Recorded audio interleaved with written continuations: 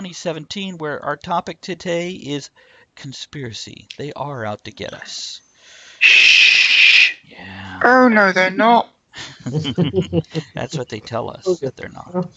Okay, so I'm really, we've got a bunch of us here today. It's almost like a real pub now. So I guess I'll do all the Brits at once, or should I start with our Brit and then get to the other Brits Yeah, later? you wish. That's gonna scar. So we'll start with Kevin Crew of the Isle of Wight, who's all in the Christmas and prison theme tonight with his striped shirt. Thank you very much. Recently escaped convict, yes. No, I've obviously not escaped conviction whatsoever because I'm still imprisoned on the Isle of Wight. Good evening, everyone. As usual, I am drinking ridiculously strong black coffee and smoking hand-rolled drum gold tobacco. Very good. And then we have Andrea of Night Owl Creations. Hello. I am drinking coffee also. It's Imperial Arabica from Cafe Wonderland. Which is Mad Hatter Nice. Coffee, and we'll get to that Mad in a second. Hatter's coffee. And then our very own man of coffee, Ed Summers. How y'all doing? I am drinking a Pinot Noir called Root. I had it for the first time this weekend. Very delicious. Very apricot-y. And chocolate mint, vaping chocolate mint, because it goes well with my Pinot Noir. Nice. Then last, we have a bunch of... Let's see. I guess I'll start on my left on the camera here. We'll start with Simon. Simon, I don't even know your last name, man. It's Ceiling, actually. Is it really? Is that your actual last? Or that's okay? That's what we're going with, right? You think I Google people showing up, but I didn't know you guys were showing up, so we're good. Demons drop in like that, man. Like they're always there, really. Family, but we like them. So what are you drinking and smoking? So I'm smoking just roll-ups and drinking my trusty Guinness Stout. Nice. That's a good choice. And then we have Daniel next in line. Good evening. It's lovely to be on the show. Our pleasure, bud. Yeah, my name's Dan Demon. I'm drinking some Bavaria Dutch lager this evening. Is it bitter and hoppy, or is it good? It's just lager, man. It goes okay with a cigarette. I'm Good enough. golden. Two flavours complement each other perfectly. The very quintessence of the British palate. And then last but not least, the one guest that we knew we were having, so we're going to take it very much as, so you're up to something because you brought these other two with you. We have Madison Hatter of Mad Hatter Tea, Coffee, and Other. Hi, my name's Hatter. I actually drink a lot of tea and a lot of coffee. I absolutely love a nice quality brew that's actually lots of flavour, but generally speaking without the bitter aftertaste. But if you want a bitter aftertaste, I know where you can get one. Yeah, his name is Travis. Okay, so let's see here. We've got, let me do this. That's better. Say hello to Robin, Ian, and Sonar, as well as Wynn, who has joined us and spoken out loud on the Twitch channel. Glad to have you guys Hey, here. gang. Yeah, buddy. Hey, what up? Now, do we have anybody on the Facebook we need to say hello to? Kevin, by the way, that post you put on the Facebook event page, it took me like 5 minutes to actually read it because the picture itself is so distracting. I'm sorry. Same folks I should have snagged a meme off the internet rather than using one from my own personal photo album. Same folks on Facebook, but Ian is drinking sweet tea and gin. Ooh, together, mixed, or Yeah, that sounds interesting. Interesting. or is it? I don't know. Maybe that's got to be separate. It's got to be two glasses. I think. Sounds like a good way to I hope ruin so. sweet tea to me. What? Oh, you hope, yeah. Let's see. We'll get to conspiring in a minute, guys. I'm Travis, as everybody may or may not know. And tonight, my two pipes of choice are... I'm not even going to bother to put on reading glasses, read them. Those are the two. And I've got them fully loaded with some Malt House Foundry Reserve. This has got about 15 years of age on it or more. And, yeah, that's me tonight. Oh, and I'm drinking beer that's way over there. It's called Peg Leg. It's a stout, and it's way over there because I forgot to get it. Hi, beer. No. Sounds like a good. I know. Did anybody have anything exciting this week? Why don't you talk about that, and I'll go get that beer. Anyone have anything interesting happen?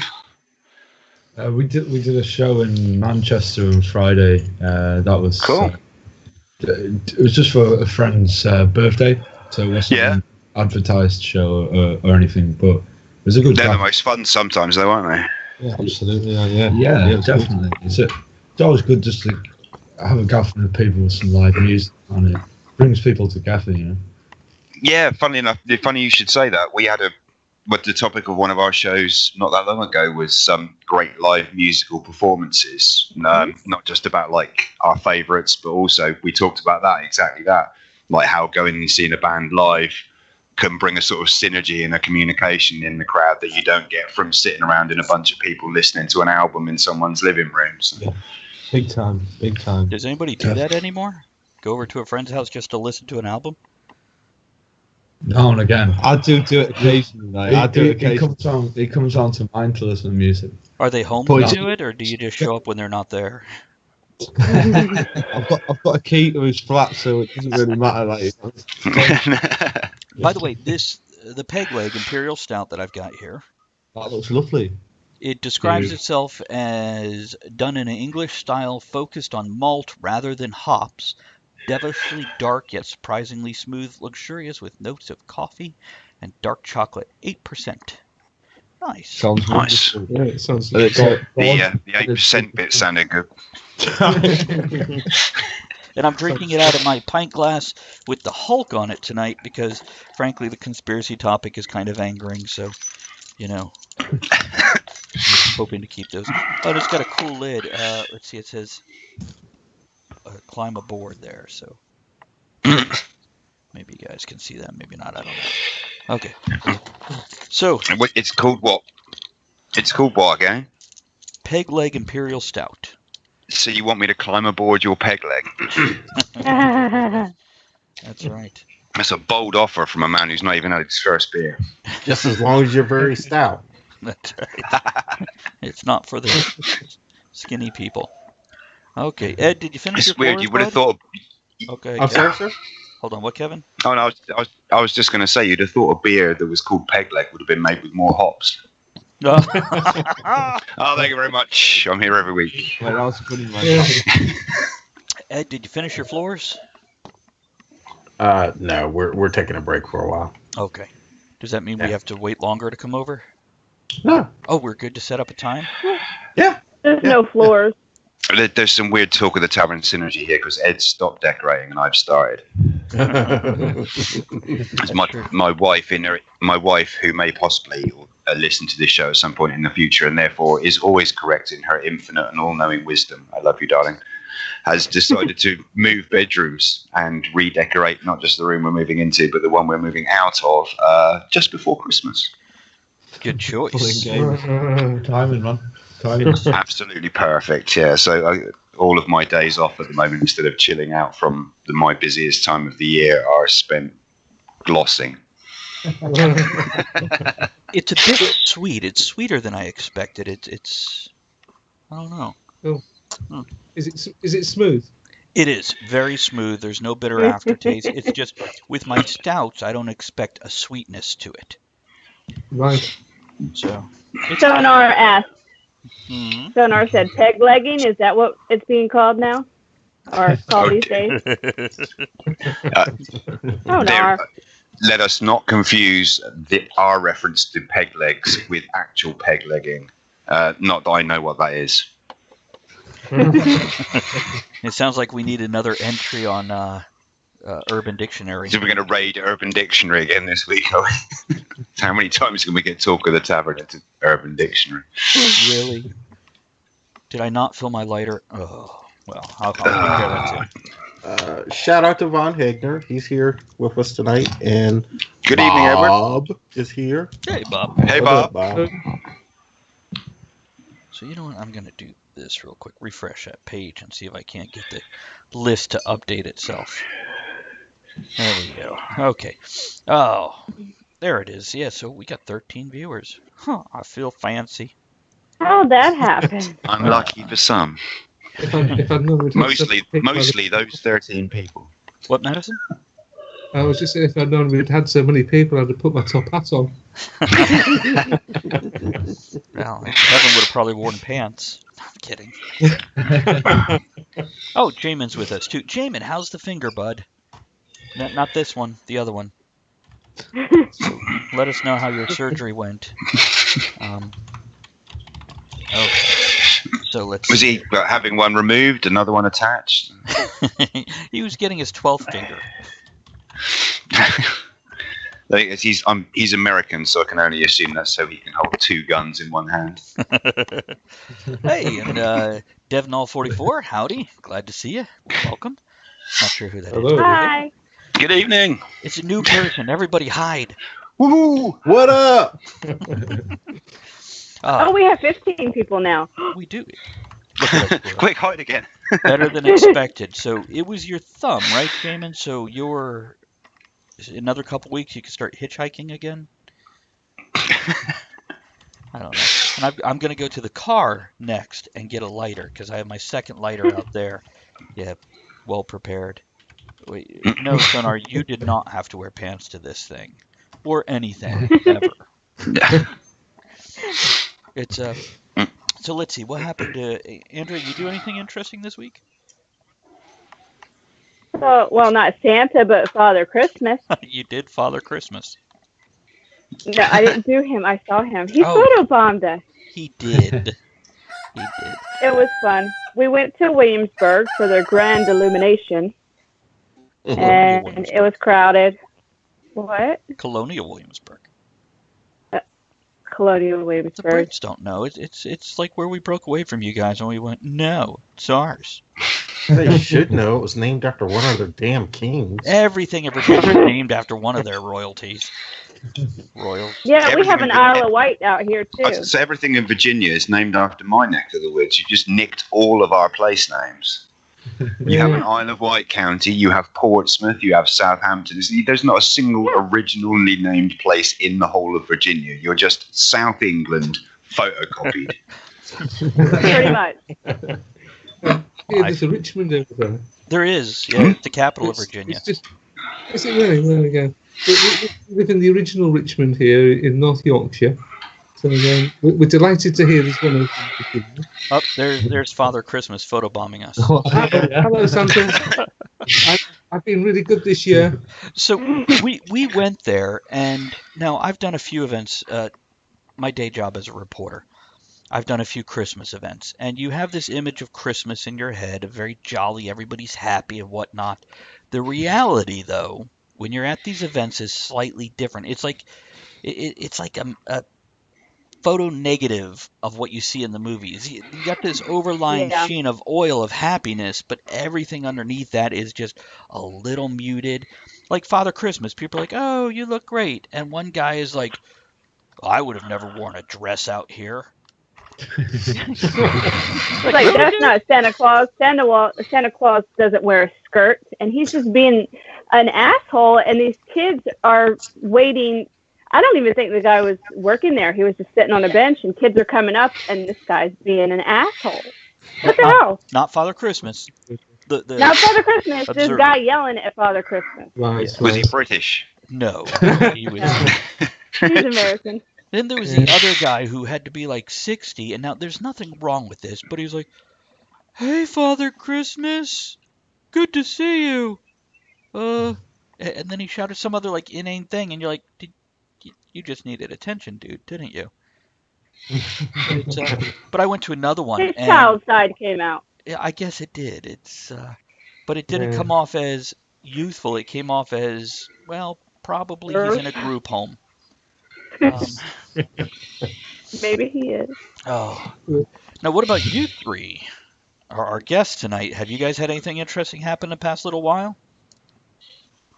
Well, I suppose over the weekend there was the Richmond Christmas market Christmas on. market, Yeah. So we all went down to the Christmas market hoping to get one of the burgers from one of our friends' vans that they have down there. So these nice hot dogs and corn dogs and what else do there was? What does chili chili dogs and American things like that? food. Yeah. So we went down there with an anticipation, and when we got there, it sold out. I was really happy for him because he's my friend, and like it's nice that he's sold everything, but I was so gutted as well. I was just torn between happiness and absolute sorrow. I can see that. It's See, I'm the other way around at the moment. I'm a chef in my day job, and I'm already sick of the sight of the festive burger. I'm on about, I don't know, 2,500 of the bastard things by now. By the end of December, I hate to think how many of them I've served. I'll be seeing melting brie and cranberry in my nightmares. Hey, put another 3 on the stove. We'll be round short. No worries. It's a really nice burger, actually. They taste lovely. It's that thing in any trade where if something becomes repetitive enough, by the time you've done it for the 4,000th time, you're just like, I'm going to stab some bastard in the face in a minute. We understand. That's how we greet everybody here in the U.S. Isn't it? Yeah, it's better that way. It's just get that out of the way. Let's see. While we were there, now Colonial Williamsburg, Ed knows it well. Andrea and I have only been there a couple times, but for you guys or anybody else who's not local, it's basically set up like a colonial town. You have shops and everything with all modern stuff and real registers, but everybody who works there is dressed in period clothing and whatnot. And there's horses. And there's horses, so there's poop on the ground. But we went there, and I have a buddy who works there, so I messaged him going, where should we eat, thinking we'd go to one of the taverns. And he's like, go to Fred's cheesesteak. And I'm like, where the hell is this? He's like, it's next to the library. I'm like, is there a library in this little colonial town? He's like, what? No. You got to leave the town and walk. And I'm like, okay, cool. So we did. Now, there's food trucks set up with a huge line. The taverns are all booked. You got to, wait or have reservations or not eat. You got to book well in advance. Yeah. So we headed out, and now it was only like a mile away, so not that bad of a walk. Andrea's hungry; she just wants to eat. So we get to this place, and every restaurant we're passing is packed. And then we cross a road, and there's nothing. We walk by one place, we're not even sure it's open. And then we go around the corner looking for this place, and there it is, a little hole in the wall. We walk in and set up like old 1950s diner. Yeah. And we sat immediately. The menu looked good. They had craft beers, so good beers, not just, Bud Light or whatever. And then we ordered a cheesesteak, wings with fries, and a Reuben, figuring we'll just split everything, we'll have this variety, and we're good. It came out in 3 minutes. And everything was huge. For $8, you're getting this huge sandwich, and they're not chips like potato chips. They're the sliced potatoes that have been deep fried, so they're like real chips. Yeah. It was so good. It was Well, so good. We figured that we would split the sandwiches. No, we split half of a sandwich and took the other half home. Yeah. It was so much. It was so worth it. Yeah, the walk Really? was well worth it. And then we went back, looked at the poor bastards at the food truck lined 50 deep to get something out of this. I'm like, how do they fit enough food in that little truck for all these people to eat? Which reminds me of what you They said, don't. Simon. They have a little army of dwarves running back and forth from the back door of that truck to a fuck off great walk-in chiller on site somewhere. No, I would have noticed that. Andrea, dwarves. So let's see what else. Oh, I met the governor last Thursday. Took a selfie with him. Oh, cool.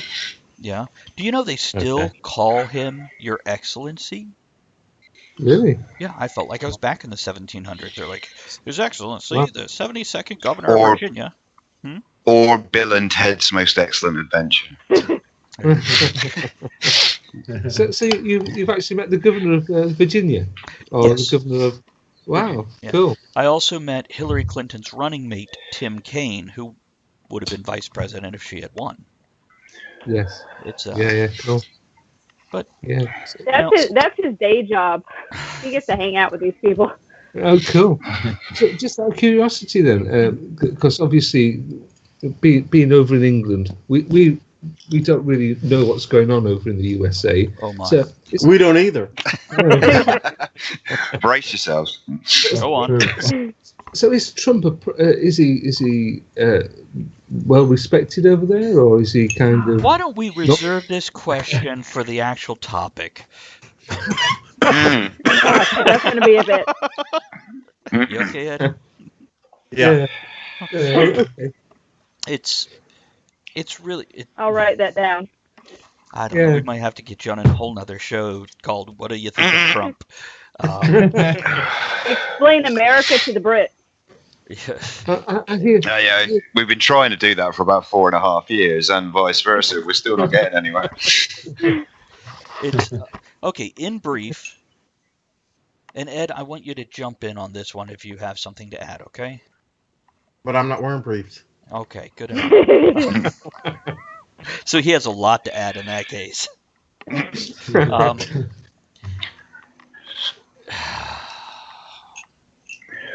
Okay, Trump is constantly in the news. Not necessarily for good things. And people could say, well, that's because the news is biased. Absolutely, it's biased. But you know what? They do that with every president. Yeah. As you can see in the chat, if you're paying attention. However, yes. Even Jimmy Carter came out just last week and said no other president has faced down the news and been degraded so much by the news as Donald Trump has. It's true. But he does give them some extra fodder that others didn't. Okay, he doesn't lie as well as other politicians, okay? No, he doesn't.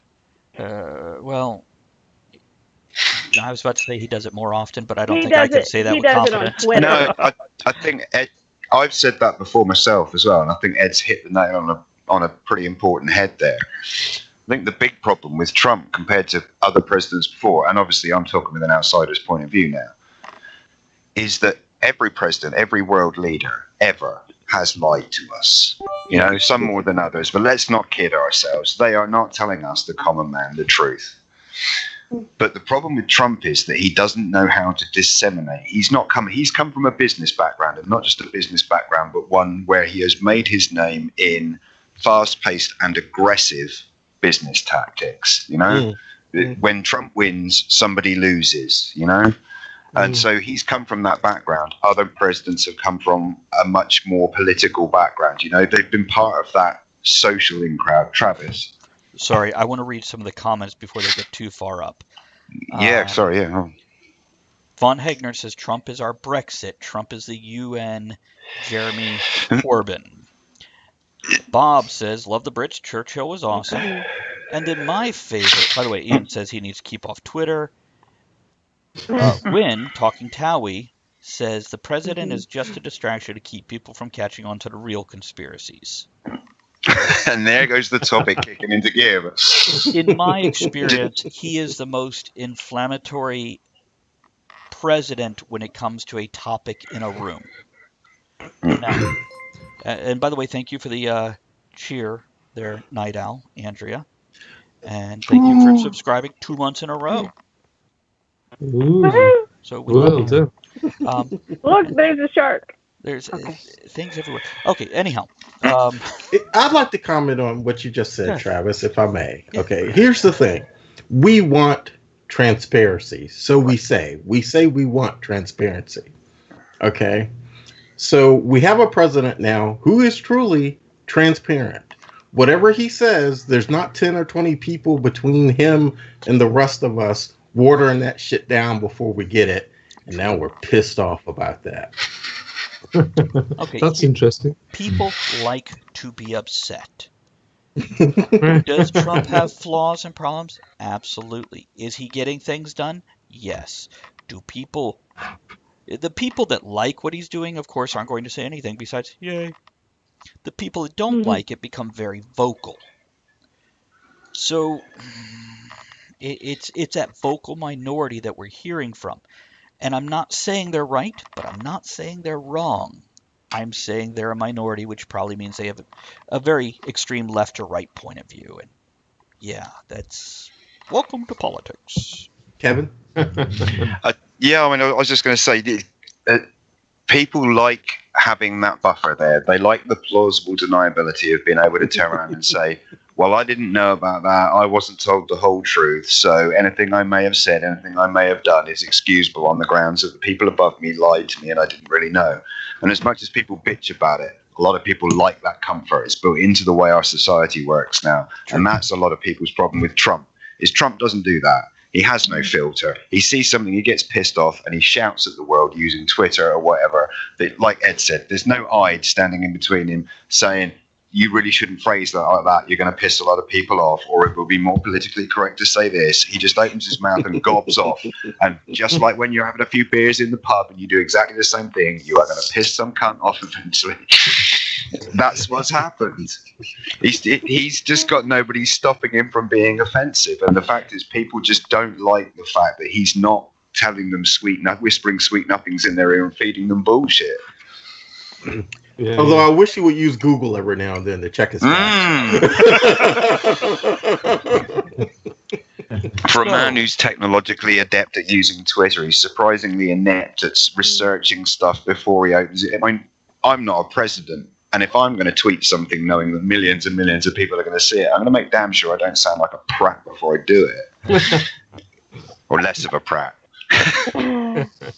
So, and by the way, Jamin is posting fun things in the Facebook event page, which I'll read 2 of them. The rest of them you guys can go look at. Conspiracy theories and chill. Let's get Illuminati. Then another one is that classic 1950s Brenda Starr woman crying with her hand on her head, going, "I don't want to believe in conspiracy theories. Why won't the government or media tell me what to think?" So Jamin's great with the memes. Stopped up there. Intriguing fact for you, Jamie. I see you posted one there featuring the moon landing. Did you know that, according to one popular conspiracy theory, due to solar radiation, the American flag that was left on the moon has now been bleached completely white, so now it looks like the French were there first. Ooh la la. Kevin tells that joke like every 7 shows. Yeah, it's got to be done. Okay. We did a whole 3-hour show that was just me hating the French. We did. It was actually very fun. You genuinely did that. He kept on making fun of him, then apologizing because he's British. What? What's the link to the store for the shot? Oh, right. Let me go pull that up real quick. Oh, they don't know about the shots either. Yeah.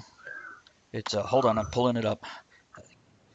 And okay, so for anybody else who's listening, who's new and doesn't get this either, for anyone who doesn't understand, just by listening to the show, you earn shots. This is like an in-game currency. Tell you what, hold that thought. Let's go into a song, and you explain it while we're in the song, and I go get my lighter that works. So okay. I posted the link to the store, so you guys can go do what Kevin's about to tell you. In the 3rd hour, gentlemen, Simon, Dan, let's talk a little more about Sealing Demons Air and what you've been up to since we didn't cover it in this first half hour. But we are a half hour in, so let's hit a song, come back, and get into the meat of the topic. It'll come up. Okay, on White Party Radio. And a toast. Haley. Oh, a toast. See, I told you, Ed always reminds me. Always. Oh. Okay, here's to something that I can't tell you about because they take me in. Cheers, guys. Okay. Now, our first song is actually going to be Rockwell, when Somebody's Watching Me. We'll be right back. Okay, guys. Kevin, explain it. I'll be right back. Okay, so basically, if you're watching us on Twitch TV, for every, I think it's 10 minutes that you're watching online, you will earn 2 shots, which is like an in-game currency. So those are saved up for you automatically as soon as you're logged in on your Twitch account. The link that Travis just posted a minute ago takes you to our shop. And in there, you can spend those shots and redeem them to create silly sound effects, post particular emoticons, or there are particular requests that you can get from members of the show, which cost you points to redeem. So, for example, you can redeem a certain amount of points, and you can buy an Ed rant, and then you can name a topic, and Ed will rant about whatever you've named for a fixed amount of time. Cool. So there's all that kind of fun stuff, sound effects and all that kind of stuff, and that's available through the link to the shop that Travis just posted, the Stream Elements link, which is in the chat box now. You don't have to do anything to earn the currency. You get 2 points every 10 minutes just for being here and just for watching, because you're all awesome. Yeah. Cool. Although we still need to think of a second one for me. I'm open to audience suggestions on this. All the other Talk of the Tavern hosts have 2 specialities that you can buy in the shop. I currently only have 1. If you can think of a good second idea, hit us up in the chat box. Let us know.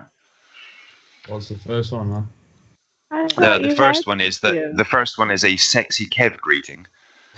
Because we have a small but loyal following of absolutely charming American ladies who are somewhat enraptured with the British accents, which I still find incredibly weird, but it is apparently a thing. And so I will either read something out that they want read in a sexy voice, or I will give them a sexy hello. Yeah, he will.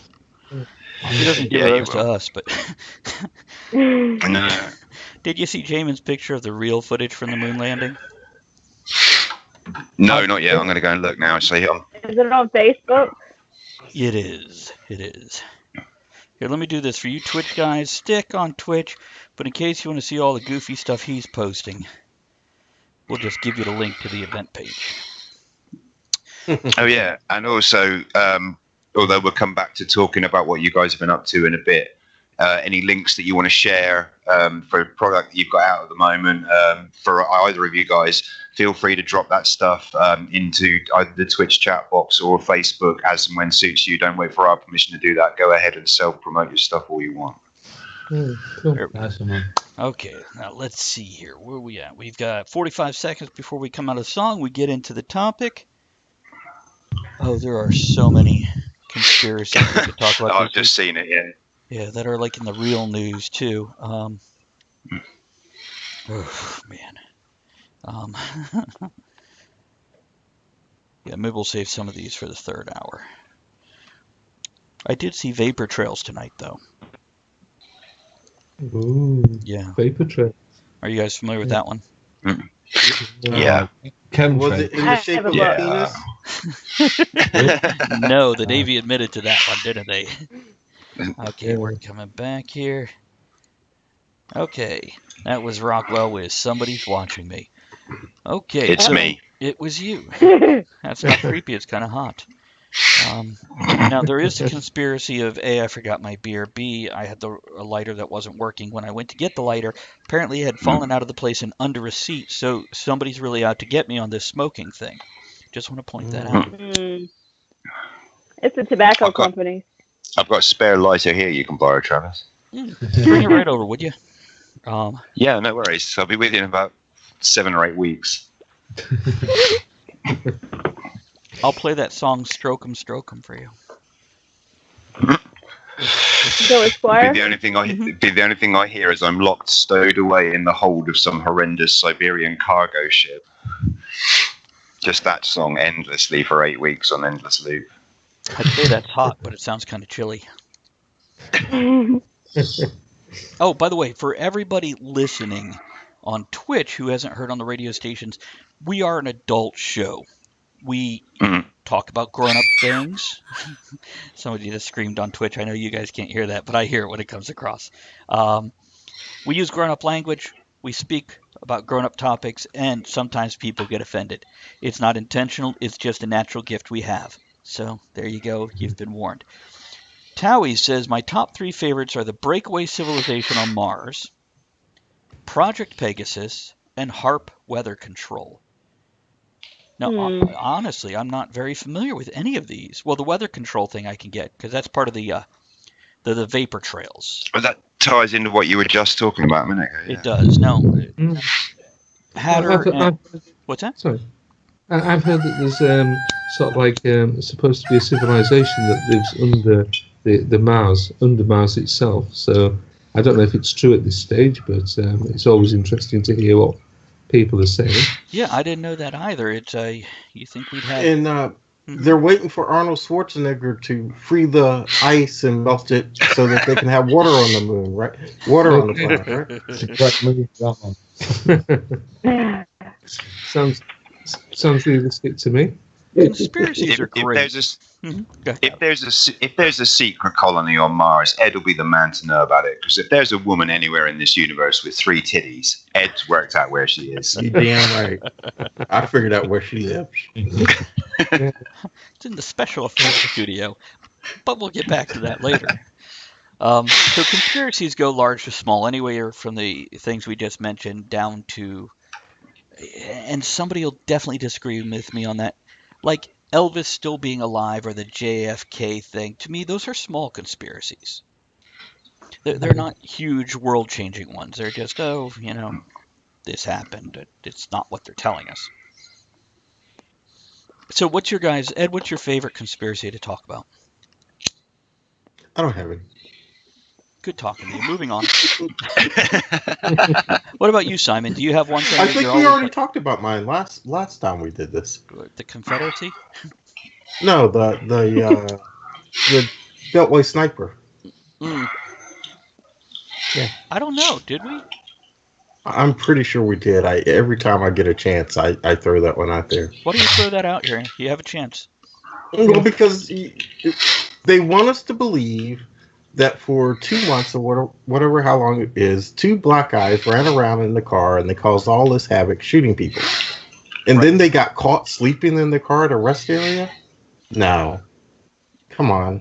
No. I'm not going to believe that. However, 3 days before the shooting started, a French Foreign Legion sniper went missing, and they've never found him. Mm. They still have a French Foreign Legion? Yes, they do. That's not part of the conspiracy. That's actual real, right? Do they still wear those little hats with the thing that hangs in the back? I'm sure they do. They're French. It's a white flag, their standby white flag. By the way, Bob says, I'm offended that Ed and I are the only AA people on this show. So, what step are you on, Ed? I'm not in Alcohol Anonymous. Okay. Yeah. By the way, to fill our friends in here, Navy OE Dad on Twitch is a friend of Ed's. I believe you guys served together, right? No, he used to be my boss. Oh, he used to be. Oh, even worse. So Ed used to serve him. Yeah, I had to serve him. And Bob has figured out that he is like 0.003 or 004 black, though he calls it African American. So anytime you say AA, he means African American. We take it as Alcoholics Anonymous. Nice. Interesting. Yeah, it keeps us amused. Ian says the Mars colony theory has been around since the Hollow Earth from the Victorian era. Okay, so the Victorians were the ones that originally put them on Mars. That's cool. The Victorians believed all kinds of weird shit. Yeah, that's funny. Victoria just posted, shared my author's post about her name popped up right when we said Victorian. Oh, hi, Victoria. Yeah, is she out here with us? Oh, you said she posted. I'm sorry. To Facebook. She. Oh, okay. Yeah, so my Facebook isn't updating, so I don't know what the hell's going on over there. Anyhow, so Simon, do you have a favorite conspiracy that you like to talk about when you drink too much? Yeah, probably too many of them, mate. But I'm quite interested in the notions of ancient aliens, things like this, and also I guess more of a recent one is the Mandela effect. If you're familiar with that one. So for those of you that don't know, the Mandela effect is basically misremembering something as a society. For example, the quote from Empire Strikes Back between Luke and Vader, yeah. Luke, I am your father, where it's actually, no, I am your father. You know what? Hold on a second. Victoria's posted... One for me that really stood out was there's a zodiac sign for Capricorn. For Capricorn. Yeah, for Capricorn, and I used to remember it as just being like a mountain goat. Right. But when you look at it, it's got a serpent's tail. It does. Yeah, it's always had that though. It's a sea goat of some sort. But that's it. That's another Mandela effect thing for some people.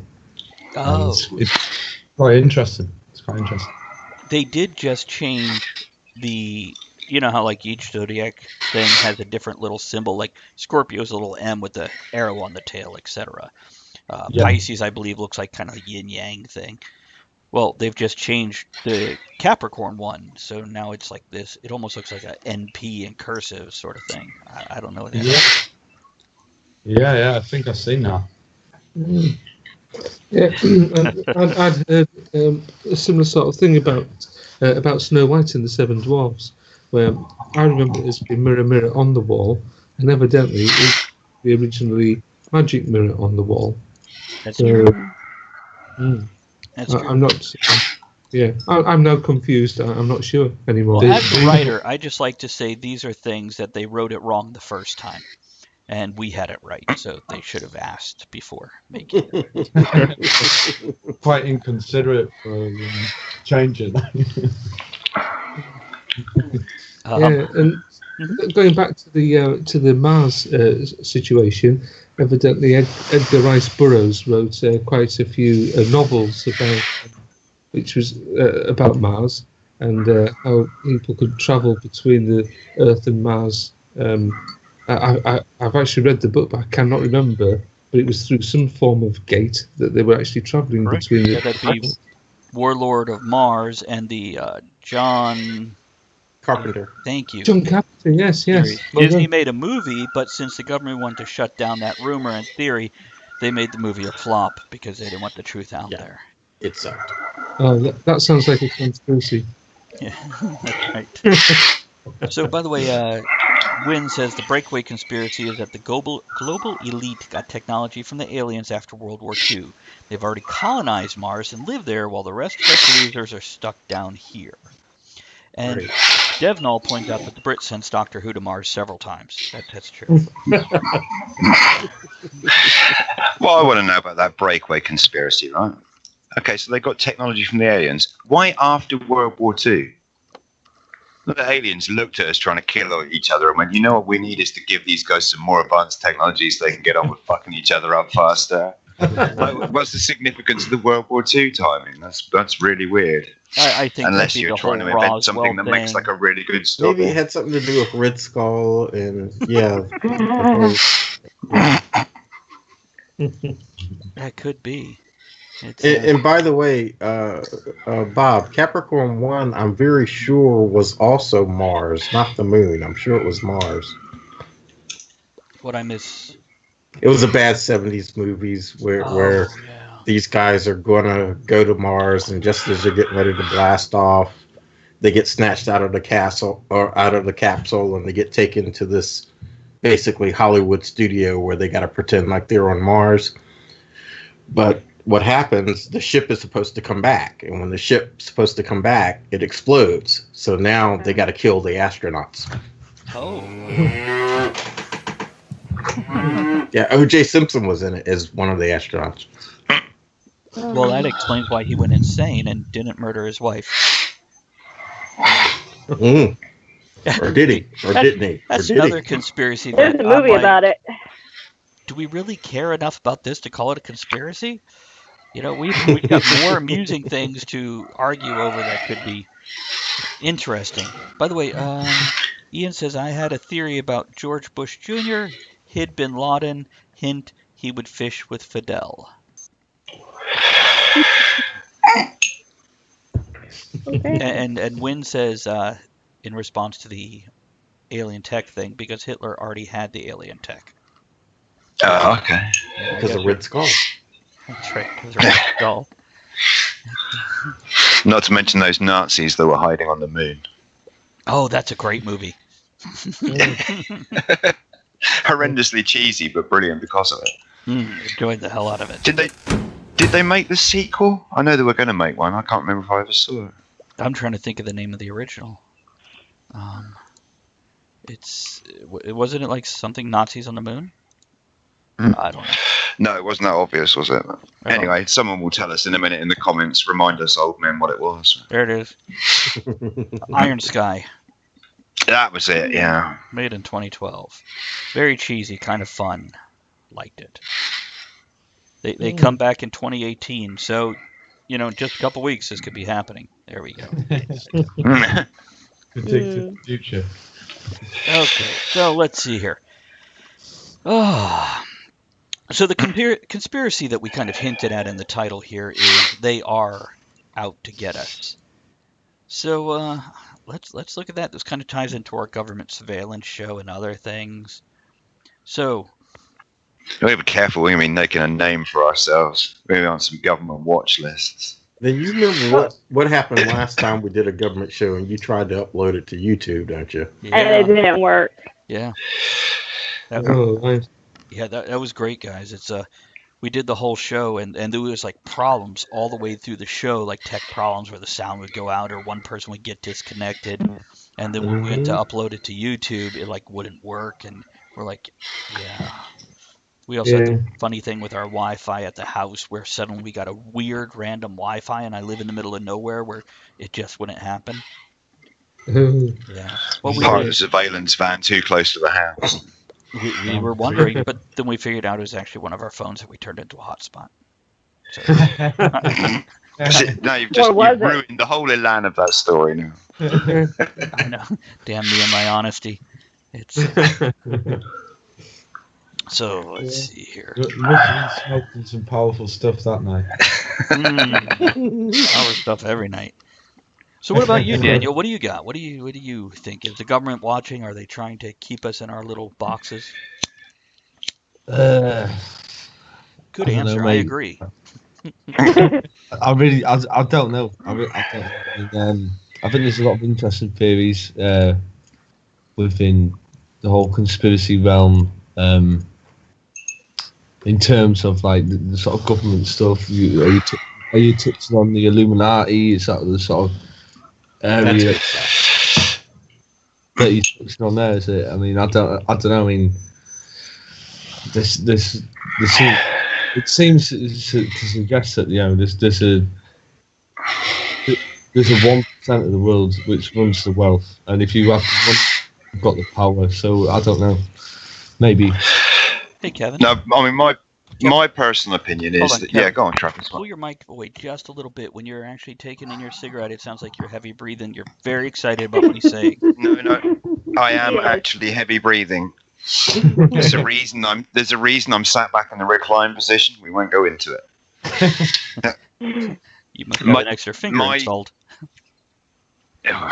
Wow. My take on the Illuminati thing is there is no Illuminati. I think it's one of those social constructs we've come up with to help us deal with an awkward truth we don't want to face as a collective public, which is exactly as you say. There's no secret organization, this all-powerful pyramid of like powerful people slapping each other. There is, but it's got nothing to do with a society. It's just money.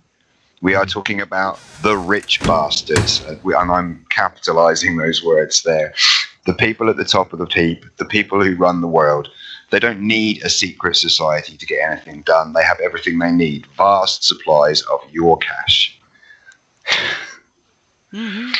We don't like admitting uncomfortable truths like that because it means that, again, we come back to what we were saying earlier. We're stripping away that veil of illusion that we use to help us cope with our daily lives, where we keep plodding by, blissfully unaware of some of this stuff that's happening. And if you have to face an awkward truth like the fact that the great comedians like George Carlin told us, like Bill Hicks told us, that 1% at the top of the world, they don't care about you. They don't give a flying fuck about you. As long as you turn up to work, you're a good, obedient wage slave, and you can continue to feed money into the consumerism and the capitalism of your country, and you continue to generate cash for them, they don't give a flying fuck about you. But we don't like uncomfortable truths like that. So things like the Illuminati, secret societies, I think a lot of this stuff just grows out of humanity's need to try and create some kind of construct in their head that explains why they have to live in a shit society where that shit happens. All right, you go, boy. Kevin for president. He's not a citizen. Oh, shit. That don't matter anyway. I'll tell you what. I'll promise you one thing, Ed. My tweets will be punctually correct. Yeah, some interesting looking at it. I think you're right. I think to some degree, man, because I think generally people do look for the way things are, and like things are always, not always, but so fucked up, man. It's like to make any real change, though, you can't be a sheep waiting for like the flop. You have to make differences in your own like day-to-day life, man. Yeah, I and this is it. I mean, there's a lot of humanity that is happy to be complacent, to just sit there, and as long as their own particular feathers aren't being ruffled, they're not so worried about whether their neighbours are. Yeah, that's it, man. I hate to be controversial here, but I do believe that that where the money is, they control. And at the end of the day, we may not, we might not feel that we're being controlled, but we are. I mean, if you're a creative genius of some description out there, you could be like the best artist in the world, and yet you don't make enough money to actually feed yourself, never mind your kids or anything else like that, and nobody's going to come and save this person or do anything for this particular character. I'm living proof. But there is money out there that should be used towards helping the artistic people about us, because artists are Creation is valuable. Like, yeah. like It's when our society is no longer struggling, our creative people really stand out. It's, whether it's ancient Greece or modern times, when we have enough time where most people just spend it being entertained modernly by the internet or TV, that's when your creative people have time to create. And it shows an advancement in our society that we have moved forward to a certain point. But then the people that want an exciting life, instead of going and creating excitement in their life by whether it's music, art, jogging, whatever, instead they sit behind their TVs and computers and point out everybody else that's doing weird stuff and how we should all watch them. And I think that's a huge crying shame, because at the end of the day, truly creative people serve a dual purpose, not just in creating the art in and of itself, but that art is what other people use in one context or another to escape the fact that they themselves don't do that. For example, take a band, the band create music partly because they love making music, so they like what they do, they enjoy reacting with their crowds or whatever. But also people then go away, buy their music, and then someone will listen to that music at different points in their life and maybe use it to uplift themselves, or maybe use it to go jogging, or whatever they use it for. So that creativity feeds other people who then use that in different ways. As a writer in my house, I have artwork of, hold on, I'm waiting for barn animals to quit. I have artwork throughout my house that inspires me. When I write, I listen to certain music to help me with that creative flow, etc. So absolutely, creativity begets creativity. And judgmental assholes. Yeah, well, just to come back in full circle, really, if you think the whole of our society is brought up, though, to actually go to school 9 to 5, get a job 9 to 5, don't think 9 to 5. It's all kind of repetition, and we're doing what everybody wants us to do, apart from really using our brains and doing what we want to do. And we have to use our brains to sort of like not be what everybody thinks we ought to be. We should be ourselves. See, and actually that's a big issue I have. I have moved a lot in my life. I've had a lot of different jobs.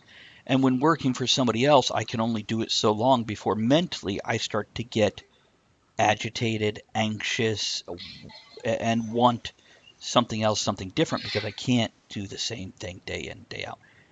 And because of that mentality of mine, I'm not normal. It's possibly a mental illness. Yeah. Well, I'm with you on this because I'm similar to you.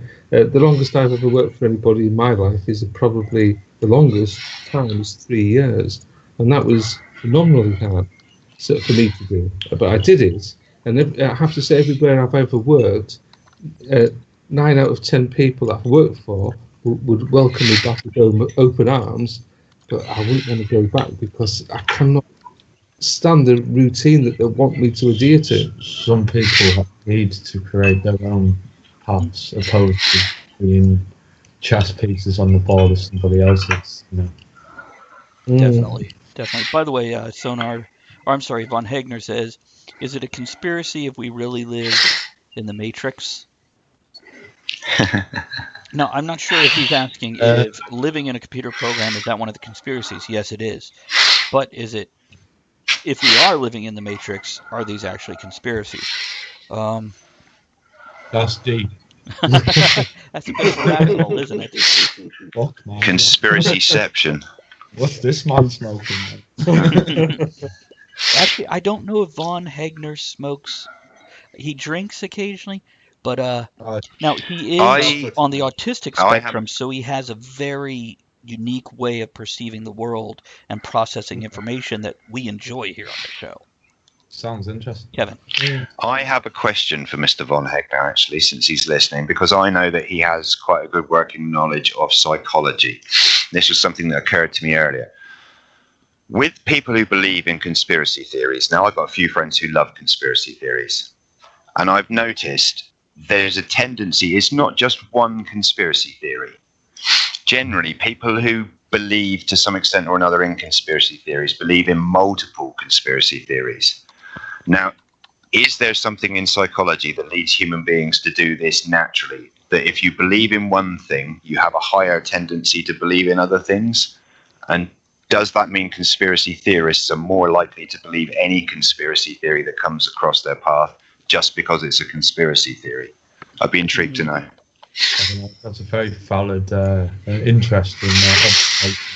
Yeah, because I find it curious. I mean, I can understand if you've done a lot of research on something and you think you understand there's a reason why you might not have been told the truth about a particular event, I can get obsessing over it.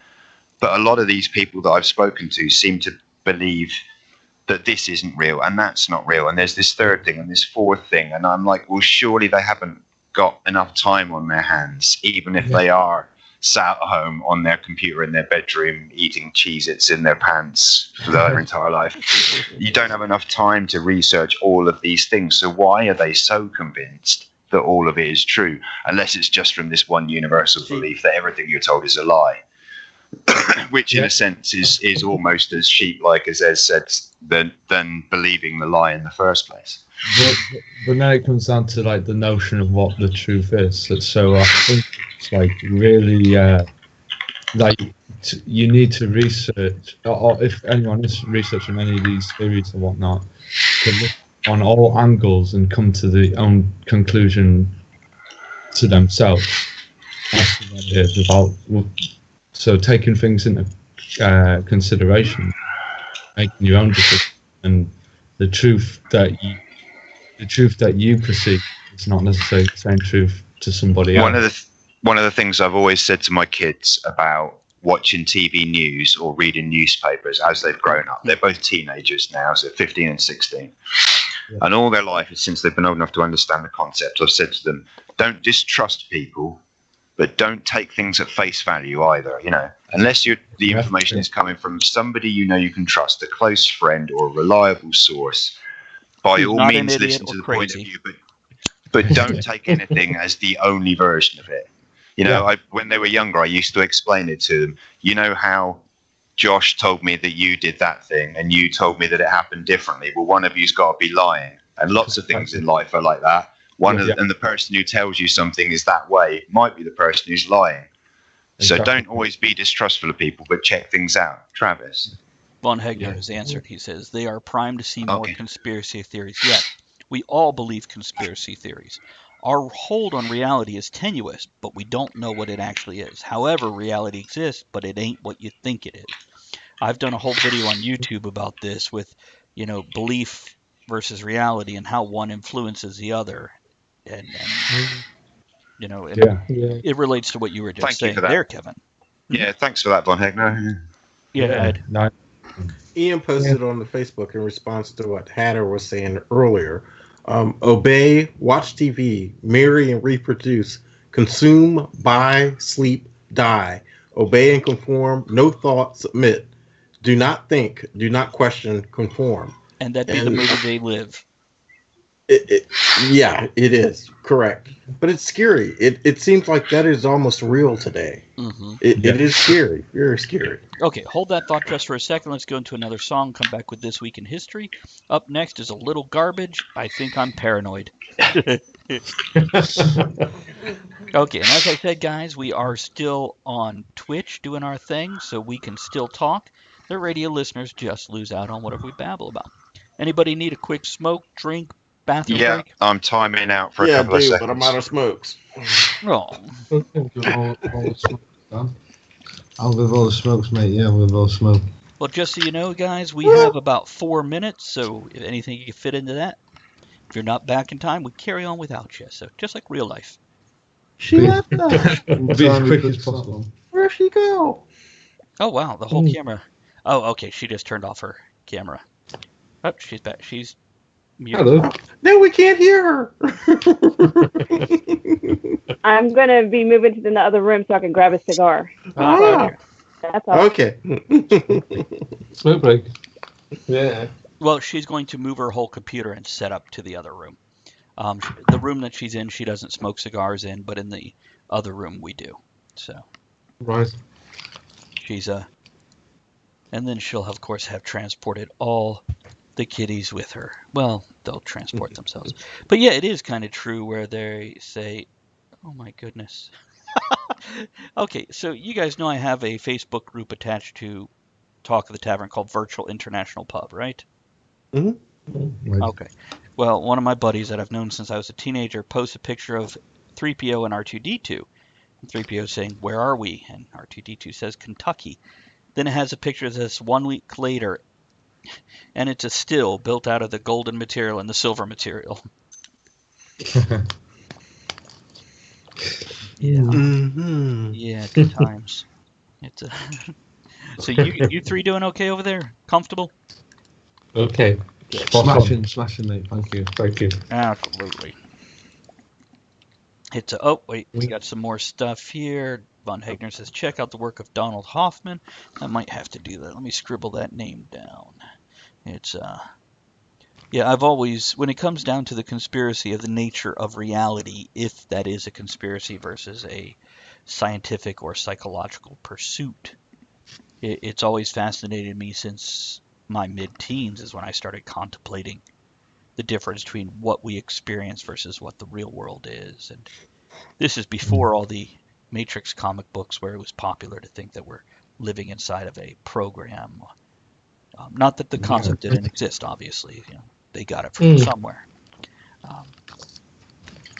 But yeah, there's a Kevin coming back in his little prison gray.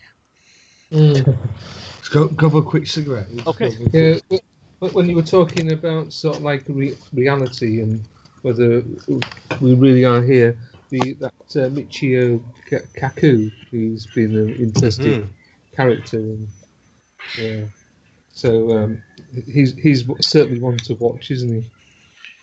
I'm not familiar with him. I think it's Michio Kaku, K-U-K, is it K-A-K-U or something like that? He really is a fascinating character. I think he was American himself, but I think it's an Indian American from East India. Yeah, East India. not feather. That's not feathers. No, not feathers. It's our horrible American offensiveness of putting it that way.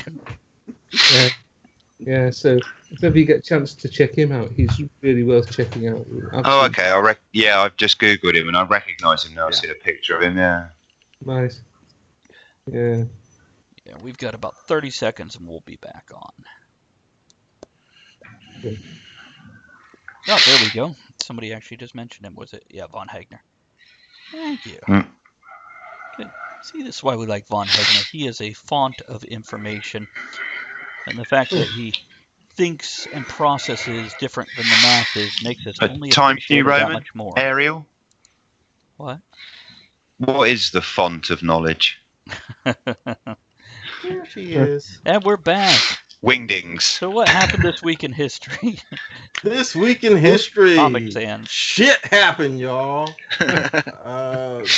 December 5th, 1984. I'm a star. Eddie Murphy appears in his first leading role as Axel Foley in Beverly Hills Cop. Oh, hell yes. I remember those movies. God, I loved those when I was His younger. first what role? Leading role. Oh, gotcha. Lead. Were you going to say Hatter? Yeah, no, it's absolutely fantastic. Yeah, top man. I think the first Eddie Murphy movie I saw was Coming to America. Yeah, brilliant film. Yeah, he had a half dozen or so, and then he ended up doing every movie with just him and Arsenio, and one female lead, and we all kind of went, "What?" Yeah. Yeah. Yeah. I just remember his Saturday Night Live, returning to Saturday Night Live, Mm-hmm. because of course he did the one with Nick Nolte, 48 Hours. Yes. Yeah. Yeah. Nick Nolte.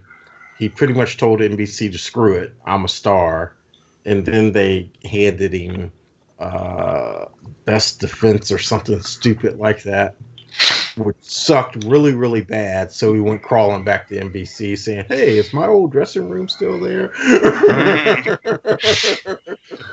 See, you gotta remember, once you're a star, you went up a ladder. Don't kick the rungs out from under you. Yeah.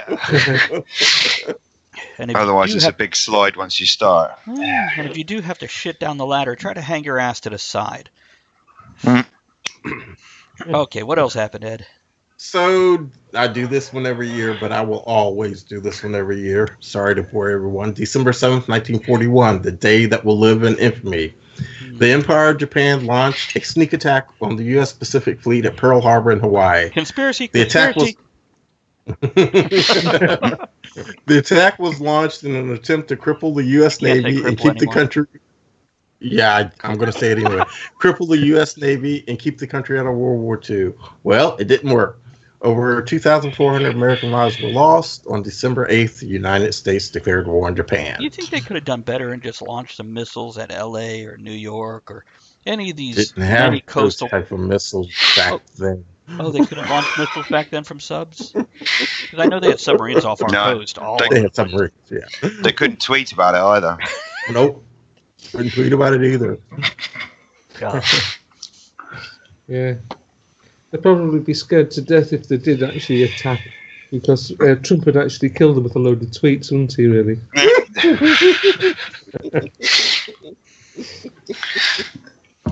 Okay. Bury them under copies of Vanity magazine with his face on the cover. What else? Okay, yes? Go on. I just, what else? Okay, current event / weird news. Woman gets stopped by the Border Patrol agents at the U.S.-Mexican border and is fined for trying to sneak 227 pounds of contraband over the border. That contraband was bologna. 227 pounds. That's a very random measurement. How, Like, do you reckon it was like 250 pounds, but she'd snacked on the way down?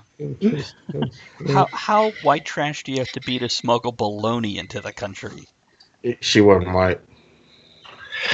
Wait, now, She is can now. we just clarify? Must have been good baloney. Ed, was she trying to smuggle the bologna into or out of your back passage? Into the U.S. It was Mexican Into the bologna, US. and she was trying to get it across the border into the She didn't U.S. hide it in her ass or anything, did she? Well, close. It was hidden under her seats. That's not close. Yeah, it's about that far away. Weird.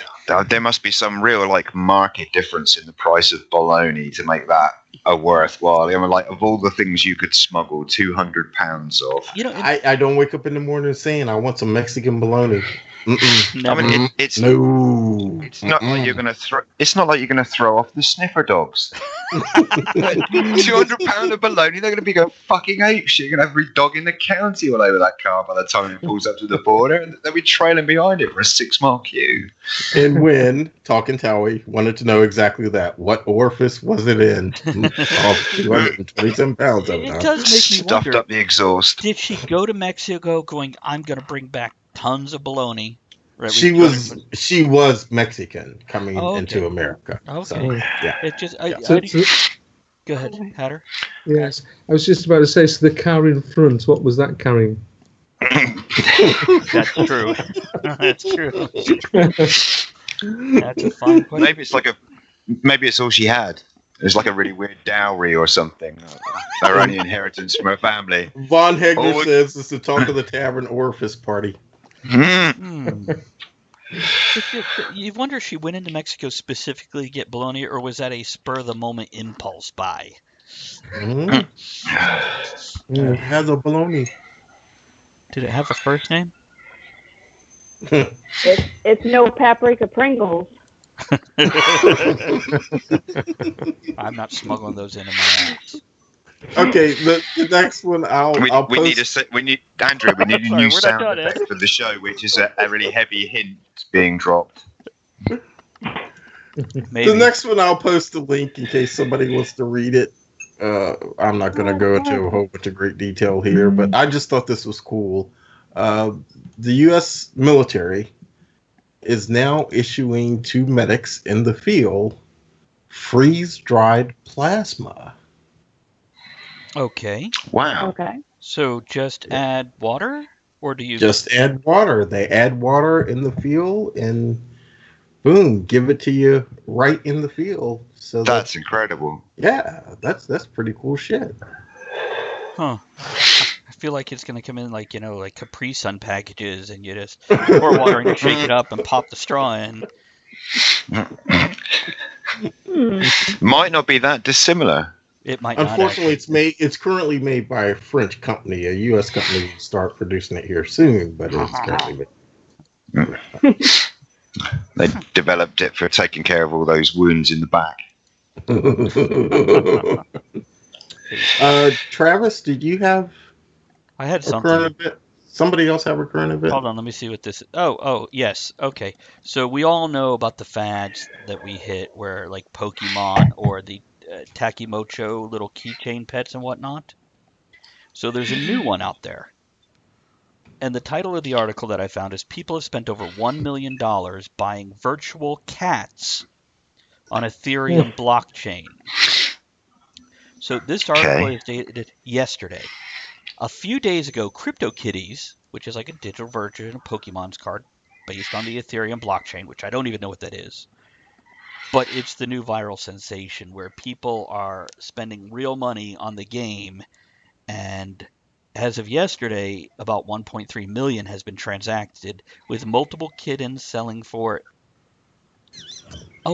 It's like got the squiggly 50 ETH, which is around $23,000. And the Genesis kitten being sold for around $113,000. Wow. For a virtual online cat. That is some expensive pussy. Okay, yeah. Yes, indeed. Yeah, it's Speaking on behalf of all gamers everywhere, anywhere.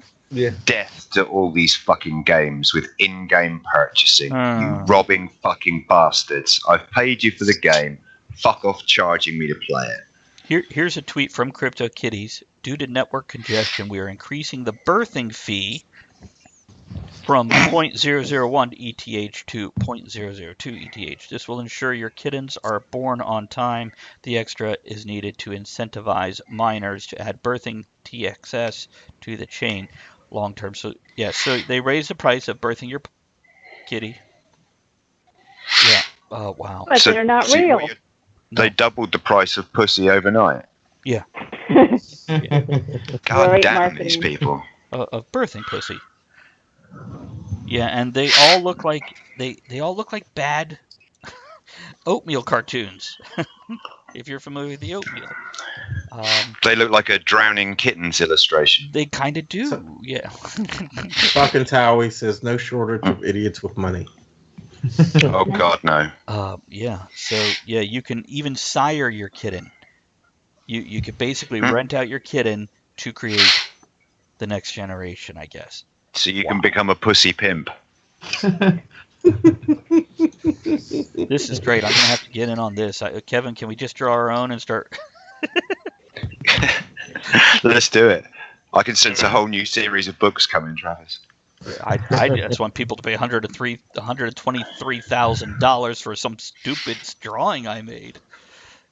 Travis, be happy. You'd be happy with $1.23. Absolutely. If someone paid you for a drawing you made. If anybody wants I've seen to your go drawing. to Patreon or the tip jar here, you tip me $1.23. I will draw you some damn ugly cat. Happily. I mean, beautiful, lovely pet of your own is what I meant to say. I paraphrased. And what else we got, Ed? Andrea, do you have weird news before I move on to dead people?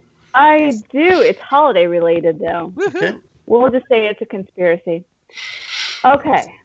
This was on Hang on. Craigslist. Oh, wait. Okay, I'm getting into holiday mode. All right, here we go. Maybe you can use the service, Kevin. This black guy posted a "Guess Who's Coming to Dinner" service on Craigslist, and it's hilarious. Now, have we all seen the movie? Has everybody? I don't know. No, I don't think I have. Classic No, movie from I the don't know. 50s. Guess Who's Coming to Dinner? Sydney Point. Yeah. Okay, go on. Okay, this is what he posted. Are you a cool white girl with a racist ass immediate or extended family? Do you need to fuck the holidays up one time? Do you need a "Guess Who's Coming to Dinner" situation, but less Sidney Poitier and more Vin Rhames in Baby Boy? Hire me. Yeah, and I'm liking this and guy. it's funny because let's see, what is it? Regular package of me pulling up in gray sweats, an X hat, and an African necklace is gas money and a functioning microwave. I brought my own plate. I'm not eating your Nana's Easy Mac casserole. Fuck all that. But he also has several additional packages to choose from. Tell your parents I met you at a YG concert and slap your booty every time you get up from the table. That's extra $10. Sneak in I'd Black add that Lives for Matter. free. Yeah, you would. He's done it you for could me. sneak in Black Lives Matter into every discussion, daring someone to check me for $12. Got a cat walking everywhere. Could run up on your pedophile uncle for $13.14. Yeah, I put the link in our group, but I can't post it because I'll mess up my internet. So if somebody wants to post it, Hold on, I'll go grab the link. Hint.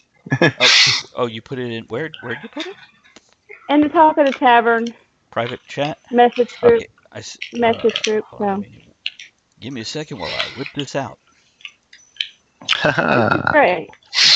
I'm not exactly sure where he's located. Victoria? Yes. How much would you like to pay me? Victoria asked how much to actually come at dinner.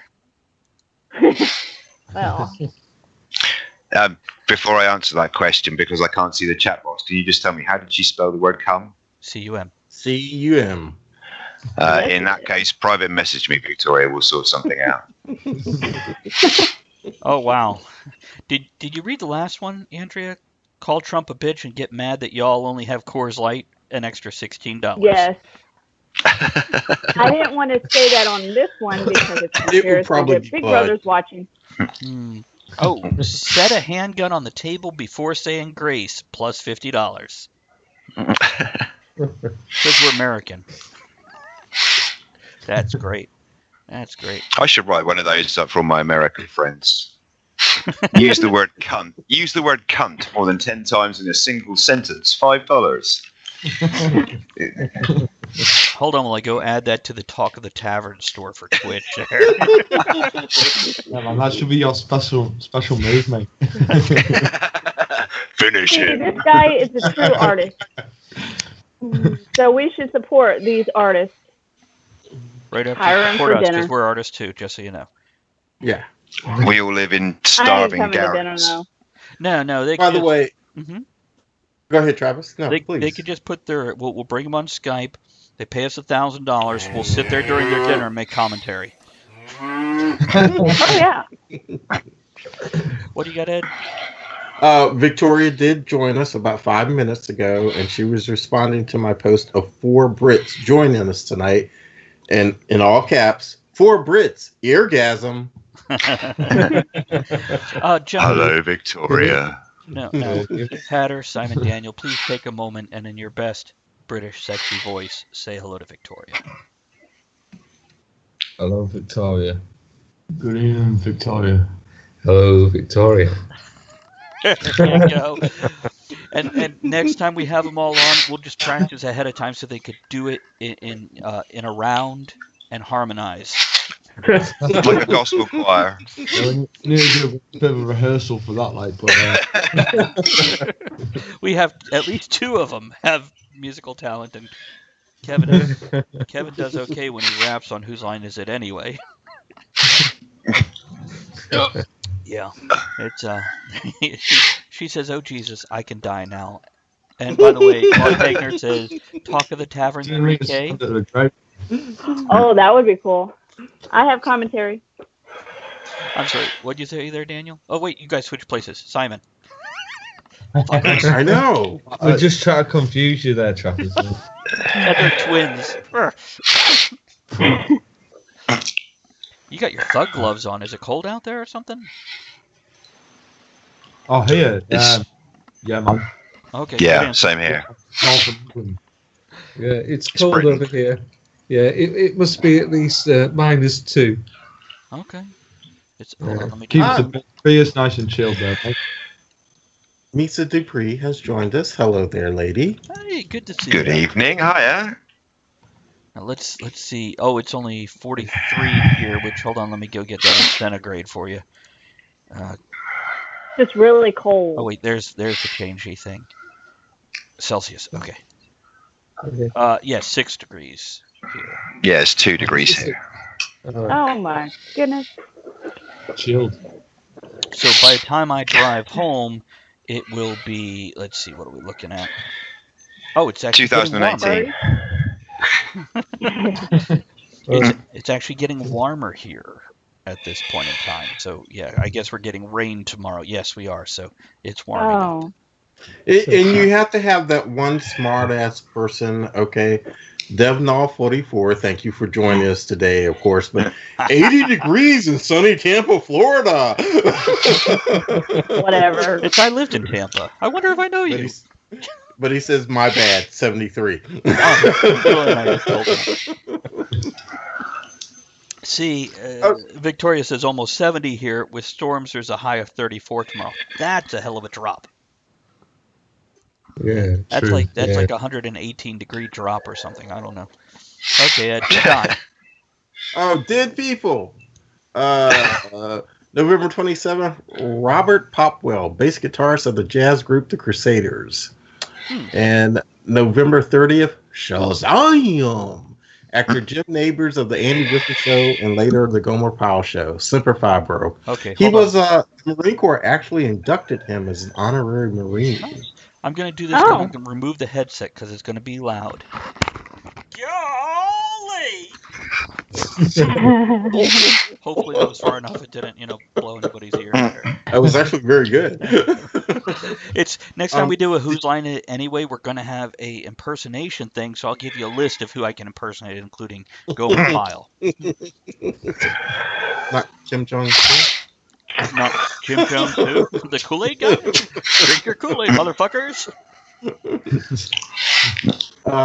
Birthdays? You ready for birthdays? Ready for birthdays. Yeah. Does anybody else have anybody they bumped off or that they know died? Yeah. I know nothing. Okay. December 2nd, 1948, rocker Ozzy Osbourne. He's going to be 70 next year. Woof. Yeah. I thought it was like 200. So, my dad's 73. He could still kick my ass. Well, that's because you're a pussy. So Yeah, Simon, true. Daniel, did Ozzy have any influence on your music? I love Black Sabbath, man. Like, maybe to some degree. I mean, I don't think it comes out exactly, but maybe in terms of like imagery, it does. Gotcha. Which, by the way, for everybody listening, later in the show we will be playing a track of Ceiling Demons that, in case you didn't catch it earlier, Daniel and Simon. Now, how many people in the band, guys? Is it just the two of you? Well, we kind of steer the project, but we have a live band of about six of us in total at the They have moment. a small British mob. Mind you, as a mob, they still get in a straight Under line. our current legislation, an extra member would make them an official riot. Cool. Well, taking applications if you want to get involved.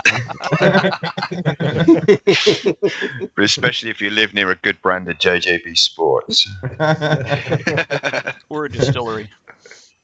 Yeah, preferably a distillery. Fuck yeah. Okay, who else, Ed? December 3rd, 1960, actress Julianne Moore.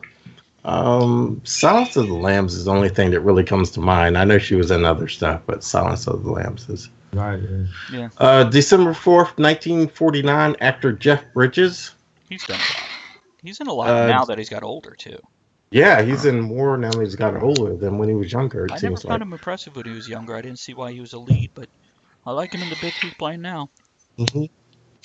December 5th, 1901, animator Walt Disney. Oh, he's still around. Can I interject with a small anecdote here? I nicked this totally from the British TV program QI, but apparently at one point the in-house nickname for Walt Disney's head office was Mauschwitz. Oh no. And Walt Disney heard about this, and this extremely strongly worded memo came down from on high that any employee heard using the word Mauschwitz or using it in any kind of internal mail would be fired instantly. And an hour later, they were all calling it Dachau. Kevin, I need that lighter. No. Bring it over, man. Yeah. No worries, I'll get me flippers on. Can we go back to death? My I have lighter your other died. lighter. Do you? Oh, nice. Okay. Yeah, Go who on. else died? December 8th, 1943, rocker Jim Morrison of The Doors. Oh man, Oh man. Yeah. And talking. go I ahead. was going to say you're talking earlier about people who carve their own paths. Yeah. There's one shining example. And this man, the next one, most certainly carved his own path throughout the galaxy. December 9th, 2340, Worf of the House of Moog, later of the House of Marthal. Michael Dorn.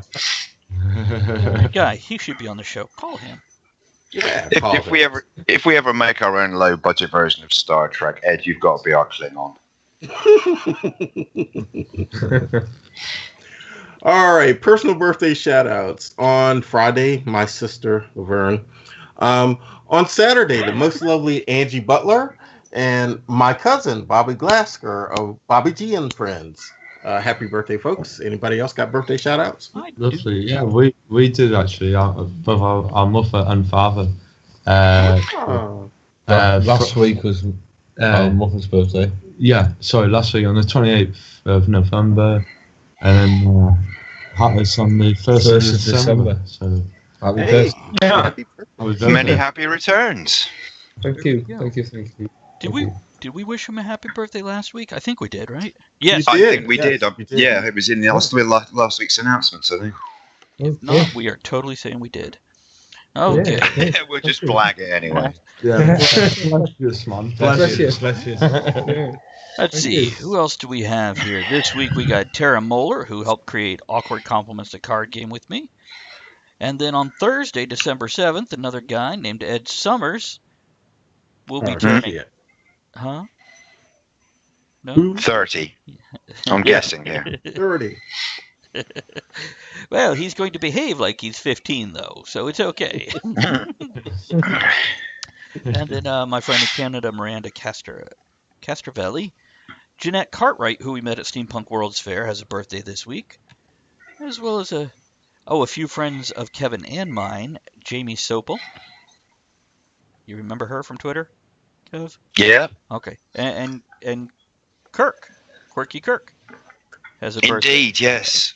Yeah, I'm trying not to mention that because I'm trying to blot it out of my mind at the moment because the impending celebration is Saturday night and I've got to work on Sunday and I've got a feeling that's going to be one badass painful day. Nice. Nice. The trouble is that Kirk and I are now both, well, he's 3 years older than me. We're both in our early 40s now. The trouble is that once we get about 4 beers in, mentally we're still 20. So we still go at it hammer and tongs with no breaks, which is fine. We can still do that and we'll still be there at closing time holding our own.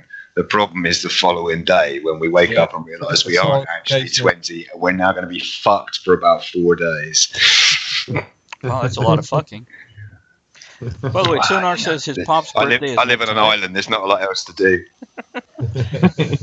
Okay, there's been a request for an extra Yeah. British member.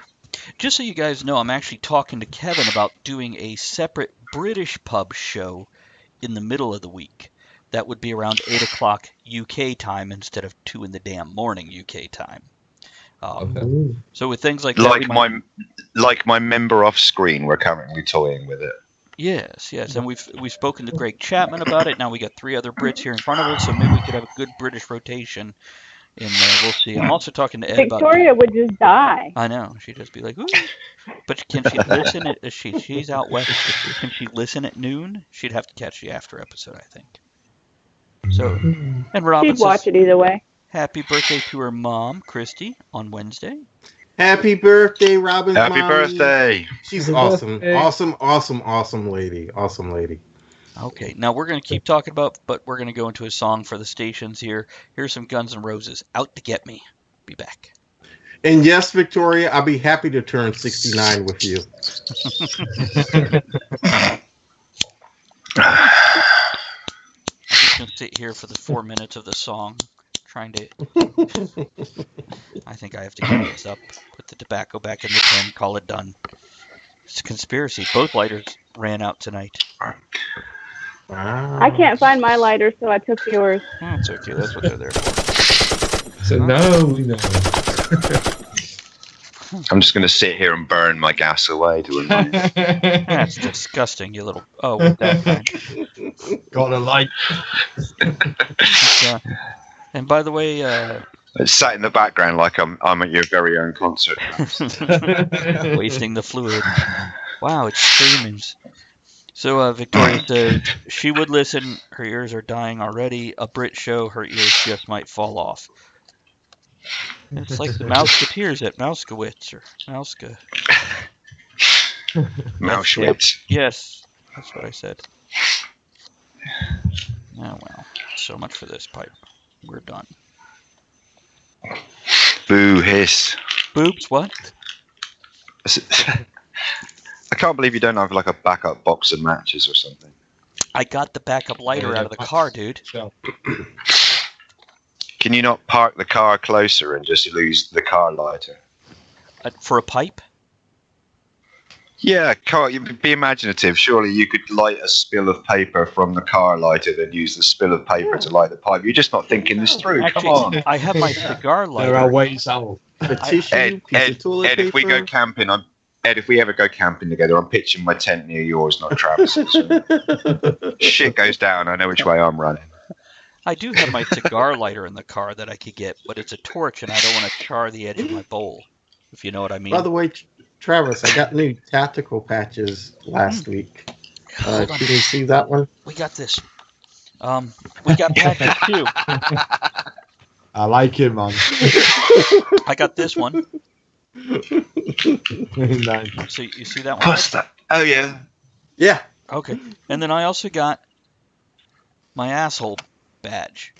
All right. What do you got? Nice. So yeah, I like that my asshole patch is pink with a red center. And my favorite. No, what's that for? F-bomb. Gotcha. Right. Sorry. How did I not catch that? And Andrea has a patch also, but she's not here to participate in the patch check. I found a bunch of horrible, offensive merit badges on Amazon. So yeah, that's where I got my asshole merit badge. So I'm proud of that. I bought myself some of those offensive Christmas cards for my close friends. Well, you They're the think ones just with offensive if you send it. horrible Well, yeah, I mean, not just a card with my signature in is enough to cause offence to most people who know me, but no, they're the ones with stuff in.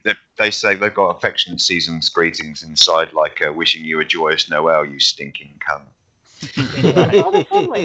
Now, It's just straight to the point. Like, Andrea, I heard you the whole time. I always get in mine. nice. And Andrea, Oh, Kevin. Oh. You- I was going to say, I sent stuff today. oh yeah, Did you? here at Yeah, Retro Daddy, so you can get it in about a year. yeah. Okay, cool. I like this. This is like every time we come on for the last few weeks, it's been the weekly update on the packages. Weirdly, Yeah, it has. yours is taped up and on the table, ready to go in the mail tomorrow morning. There's a weird synergy there. Now there was one time, not too long ago, that Hatter over there sent us a package. Hold on, we gotta come back on air.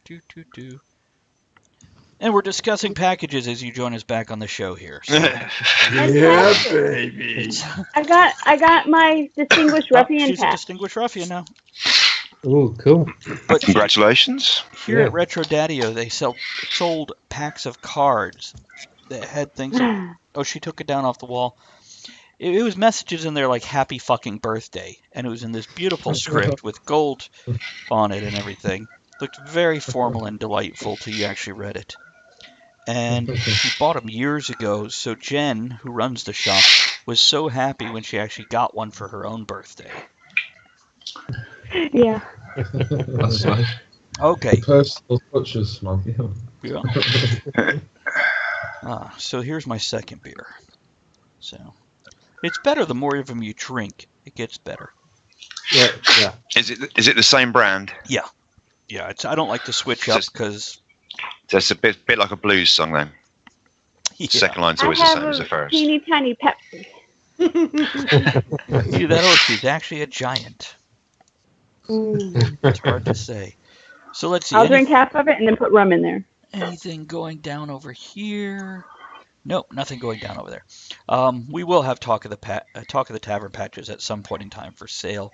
We will.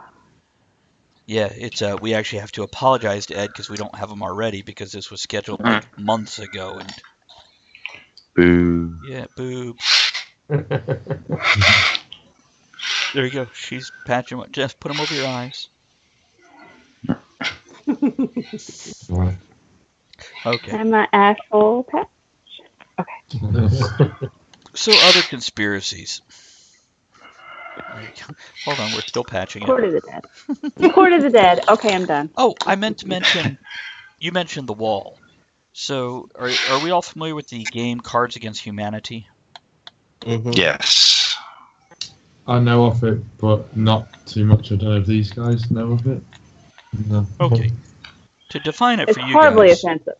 Yes, or it's the card game for horrible people. So basically, you have black cards, you have white cards, and the black card is like a fill in the blank or answer the question. You read it off, and then everybody has their 7 white cards, and they pick one out of their hand to answer the question. And it is horribly offensive. You know, there are cards in there like a big black dick, or bigger blacker dick, or biggest blackest dick.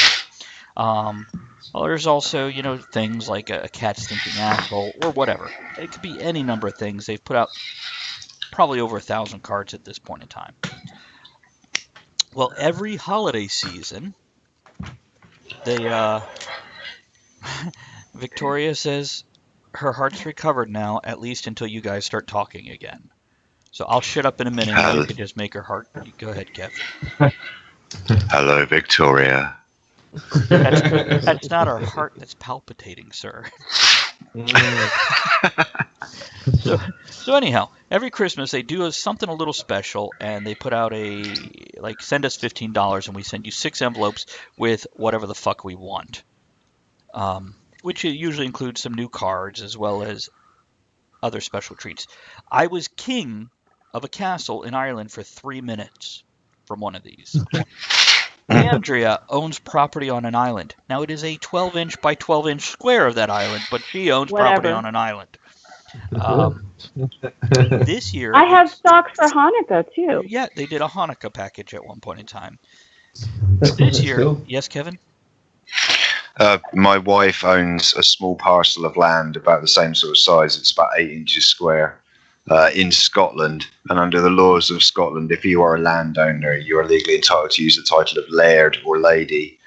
And my friend bought this for my wife because Em went to a grammar school and was raised, so she has a very sort of traditional British accent, very prim and proper sounding voice. So her friends jokingly refer to her. Until she starts swearing like a trooper, yeah. But her friends jokingly refer to her as Lady Emily. And so her friend bought her this piece of land, and now legally she's entitled, if she wanted to. We're always tempted to do it, see if we can get passport upgrades from the airlines, but she's legally entitled to call herself Lady Emily. So, wait a minute. We can get that on a passport somewhere. Can I do that as a U.S. citizen? Because I've been knighted as well as having a barony and... Is there a dukedom in there? I'd have to go look at my paperwork. I'm a knight. Call me sir. If you've been knighted, doesn't that technically also make you a traitor, since you've sworn fealty to a foreign sovereign?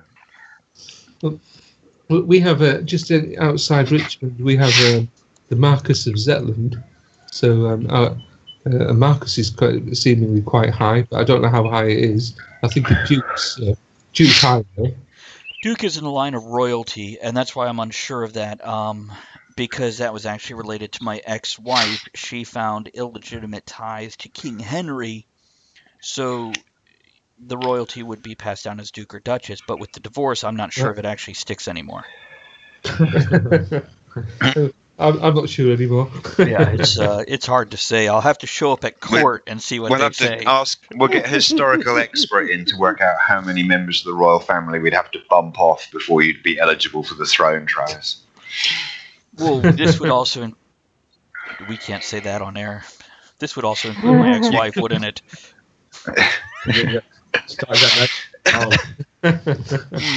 Anyhow. Ed, if you talk to her, don't tell her I said that, please. I haven't spoke to her in years. Cards Against Humanity. Cards Against Humanity Saves America is their package this holiday season, where they actually bought a section of land along where Trump wants to build the wall between us and Mexico. And their concept is they own this land, they won't sell it, and they will fight it all the way in court to stop the wall from being built. Oh. You know, I've done some research. Yes, Ed? Here's what I gotta say about that. Okay, it sounds funny and everything. You're getting over on the government. You're buying this piece of property and you're not gonna let them build a wall. Hey, motherfucker, that's my tax dollars that are going to be spent in court fighting you to build that goddamn wall. That's not funny to me. You know they're going to build it anyway. I mean, I don't know what your equivalent is, but in this country we have a thing called compulsory purchase orders. Don't give a fuck whether you own the land or not. You're forced to sell it to the government if the need is great enough, and they give you a suitable market price for it. And frankly, fuck you. Correct. So you can sit there and look smug all you want, right up until the point where a judge goes, "No, it's not yours anymore." Correct. So yeah, I kind of get Ed's point, you know. And here's the thing is they don't even have to now, according to what Cards Against Humanity said, they have to go through a legal process. From what I have read elsewhere, eminent domain, as Von Hegner just pointed it out, the government can go, yeah, eminent domain, we're taking it. It'll go to court later, and we'll tie that up for years till you get your money. So the bottom line is, I wanted the cards that come. The other thing is like, oh, whatever, I just signed up because I get goofy-ass cards. But yeah, it's, according to Cards Against Humanity... There's a campaign behind that. There's a link that gets people interested in it to begin with. I see it in that sort of way. You can't get the holiday one. They have a limited amount because how much of that land I technically own is like some small inconsequential amount. Yeah. But yeah, I suspect what'll happen if they get to that plot of land, either A, they will go around that plot of land, and that'll be on the Mexican side, or B, they'll go, shut up, the court says we have it, we'll let you know in 8 years, and like 10 years down the road, I'll get a check for 17 cents in the mail going, here's my part of the property. It sounds dodgy, man. It sounds dodgy. It'd be amazing if they did just build round it, but then they still demarked it as US turf by putting a small white picket fence on the Mexican side, just fencing And with a a little McDonald's. American strip. Obviously. Screw white picket Yeah, fence, you all you enter need. from the US side, just a window onto the Mexican side. No, we have chatted so much. Let's go into our last... I'm sorry, go ahead. Yeah, I like the idea that he's going to have this wall built, but he's going to charge the Mexicans for it. I mean, Yeah, that's already been like set aside. It's just coming out of our taxes. yeah. Oh well, but interesting though. I think it'd be cheaper just get all the Mexicans those little bark collars and then put the fence in there that shocks them when they get close. So, I don't know. You just put some bling on it, they'll wear them. We got to go into another song. Here comes Megadeth, Symphony of Destruction. We'll be back. Yes. Ed, what is your feeling on the wall? On the wall? Yeah. money. That it just costs too much money and it's a bad idea. Too much fucking money right now. I agree. Yeah. Yeah, by the way, no matter where our stance is, I think we all kind of agree that the wall is like, you're going to do what? Why? A bullet's much cheaper. Well, that's one of the things Cards Against Humanity, when they're doing their little goofball thing, they're like, we just want to point out that walls have been militarily obsolete since the invention of gunpowder. And somebody just did the gunfire thing. And, but also, on this piece of land, they are building a trebuchet, which has also been military obsolete since the invention of gunpowder. Have I offended you, Ed? Ed heard the O word. Yeah, I'm leaving the show. You mean you have technical difficulties, sir?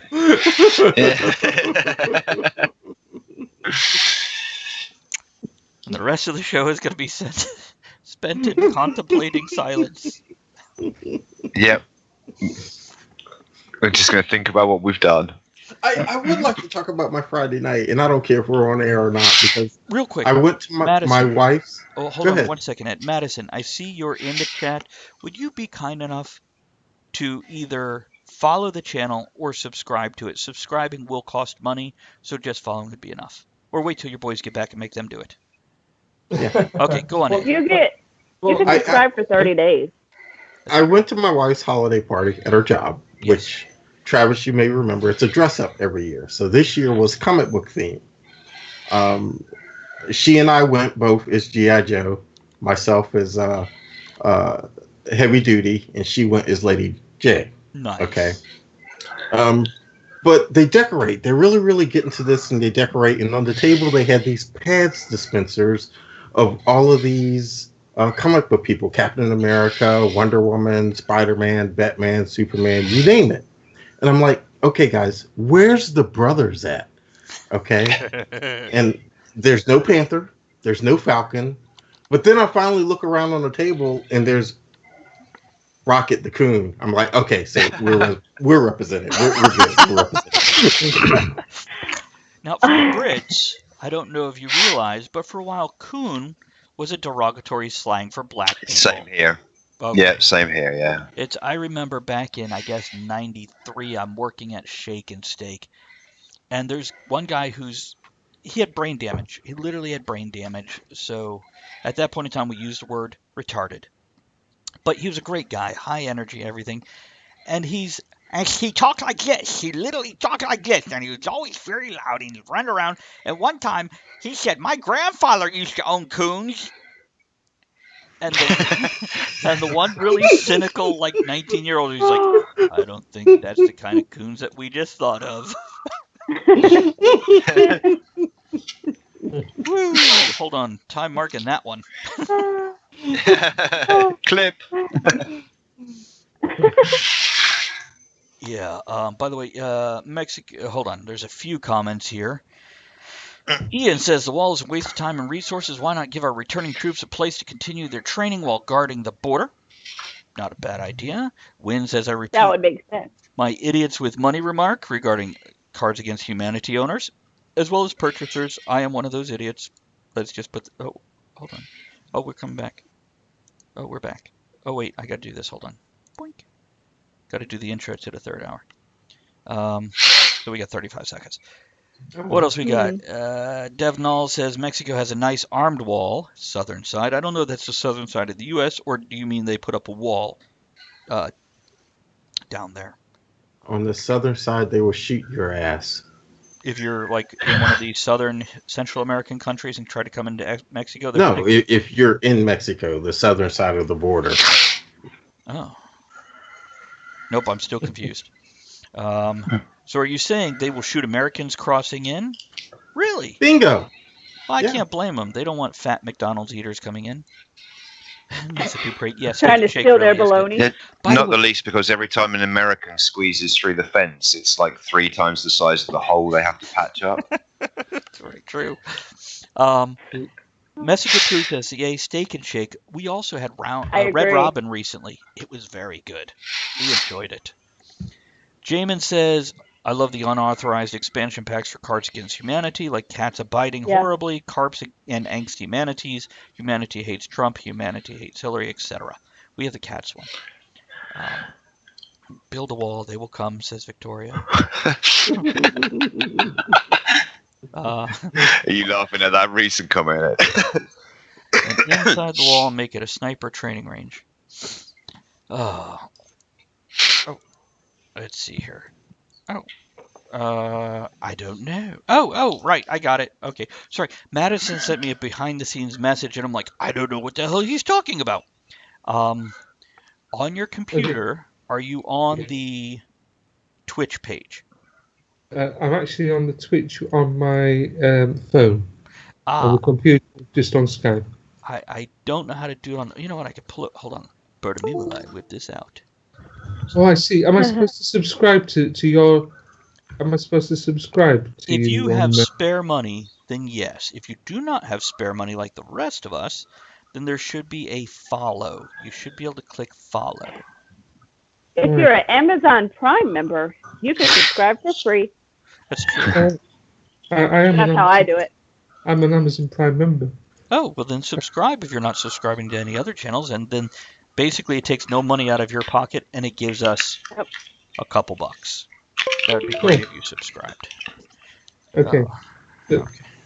Oh, I see. I found the subscribe button. So here we Hold go. on. We're going to wait for it to go out here, and then we're going to thank you for it. You can even thank yourself if you like.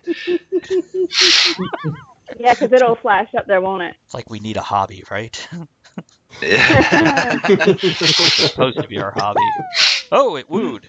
There we go. Sonar Wolfenstein just redeemed a dad joke. Okay. Oh. Two pretzels bumped into each other in an alley. One was assaulted. There you go. You're welcome. Oh gosh. Yeah, here's to that. And by the way, it looks like Victoria might be subscribing also. So any Amazon Prime members, please feel free to subscribe. No money out of your pocket. You help us out. We love you. Money into ours. Just remember that every month you have to hit subscribe again. Right. It doesn't cost anything if you're a Prime member. You just have to hit that button Victoria again. says, I'll subscribe later. What this tells me is she's going to go through her other favorite channels and see who she likes best. Yes, man, screw you guys. Kevin, I'm just can you say something sexy We to her? have 4 Brits on here right now. Victoria, just think. Other people in the world are often less fortunate than us. Your few dollars is just a small amount to you, but it might help bring one poor impoverished Brit to the shores of the US one day. Who knows? Maybe you might even get a chance to meet him. It's just a few dollars. Go on. You know you want to. And you're welcome, Clip Sonar. it. Unrelated. Clip it. Can I just go down here and hit clip? Clip. There we go. Yeah. Bosh. It's generating Clipperino. Do it with That's funny. So now Right. okay, title this clip. Hold on, I'm trying. It's not letting me. Why won't it let me title? Add special effects to your clip. Trim boxes. Wow, I want a box of trim. I was going to say, can we mail order those? Yeah. That could be the Talk of the Tavern's most successful merchandising push to date. Mm-hmm. The Talk of the Tavern box of trim. I feel like there's pressure on one of us in particular for that. Gloria, just think. You want me to post a link on other how to people in the world subscribe? are. Not in these days. Yes, please. We're gender neutral, so any of us can be trim. Post a link. Ed, anyone who's ever seen shave. you or I with our trousers off knows that neither Yes, of us Andrew, is please gender do. neutral. If you don't really need a link on subscribing, you just go to the top. I believe it is on the top Just of above the top right of your viewing screen when you're on Twitch. Yeah, it says subscribe. Yeah, there's like a, not the heart. It's the crown, right? Is it the crown? No, It's- just below there, above your viewing screen on the top right, just above where you see the chat box, you'll see It's 3 called purple subscribe. buttons: follow, subscribe, Oh. and get bits. That's the easiest way to do it. Well, there you go. Click our buttons, push our knobs, Simon, Dan, and we'll help do stuff for you. Hatter out with that, so he's going to subscribe also, because when they're have Amazon Prime, they could do it for free, and we get money, and nothing comes out of your pocket. So, yeah. I'll have a look. Yeah, man. when you click on the subscribe button, one of the options you get should be start a free trial. If you're an Amazon Prime member, that just take you to a screen where you put your login details in. Now, if it helps, let me do this. I just put the link in the Facebook chat that we have. If you right-click and open a new tab, you'll have the full version instead of the version on your phone, because the phone one confuses me because I haven't messed with it enough. But it is so if you go on the computer and do it. So we'll see. Yeah.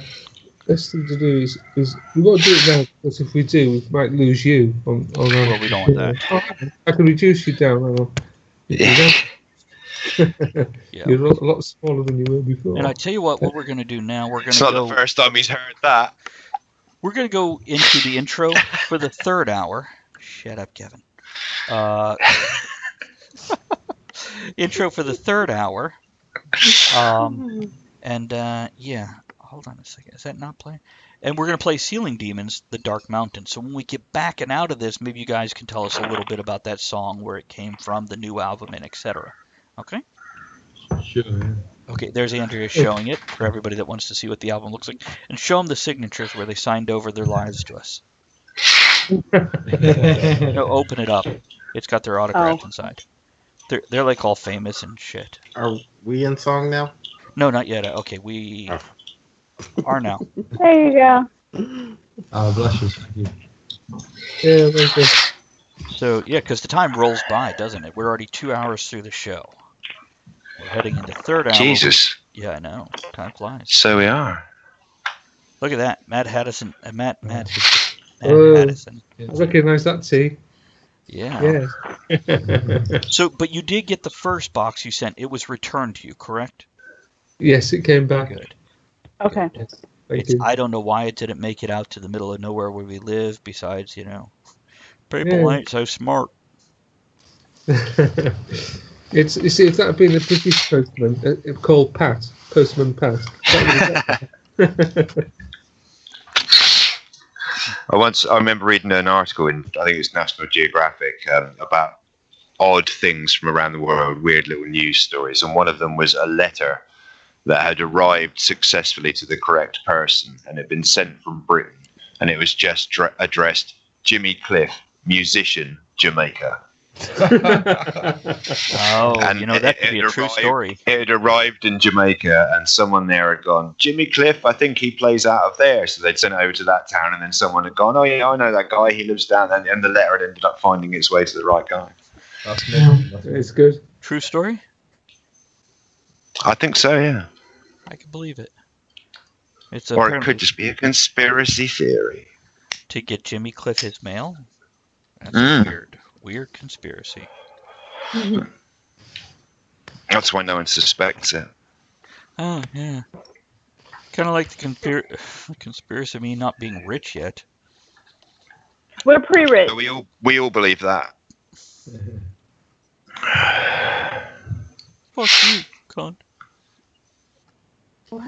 I was speaking both languages. You didn't understand the last word, Andrea. The British I equivalent almost of you didn't. fuck. You need to learn to deliver it with a lot more conviction than that now. Should I? Even when there's absolutely no ill feeling intended behind the use of the word, you should spit it like it's full of every bit of spite and venom you've ever possessed. But I'm really actually curious about the technicality. Should I put the apology before I say it or after? But it depends on what you're apologising on. It depends on the context. For calling you a cunt. Right. Cunt. Duh. Oh, okay. In that case, you probably phrase it something like, I'm terribly sorry about that, you cunt. Huh. So I don't actually have to apologize for calling you a cunt. I just have to apologize that you're an idiot. Never apologise to anybody for calling them a cunt. Oh. You don't owe them an apology. They're a cunt. Yeah, otherwise it'd be horribly difficult during sex. Yeah, always try never to apologise to the cunt. Because in case it echoes. Oh my goodness. Cunt. Ladies and gentlemen, welcome to the third hour. How you doing? So what do you got there now? Is that an energy drink you're drinking? Oh, here? Yeah, you. No, this is a Scottish bitter ale called Belhaven Best. Okay, show it to the camera. So, There we go. I stopped the man from it's taking essentially- I'm so sorry. it's alcohol and therefore the Scottish equivalent of an energy drink. Well, Nice. it's not Iron Brew, mate, but it's a No, long this is true. time. We're a bit more of a kick. Only Brits would understand that. It's not book. I used to love the old Iron Brew adverts. It's good, man. Yeah, exactly, man. It's I remember the guy with the old street sweeper cart going along, and he's sipping a can of Iron Brew as he goes, and looks around to make sure no one's looking, and just bends down and lifts the entire pavement up, just sweeps the dust underneath, puts it back down. Well, Belhaven beers to me, that's the middle ground between Buckfast and Iron Brew. Again, it's just a British thing, man, but I know you know. I think you said Buckfast wrong. It was supposed to be Fuckfast, right? No. Mate, Buckfast is Bucky is a legendary drink.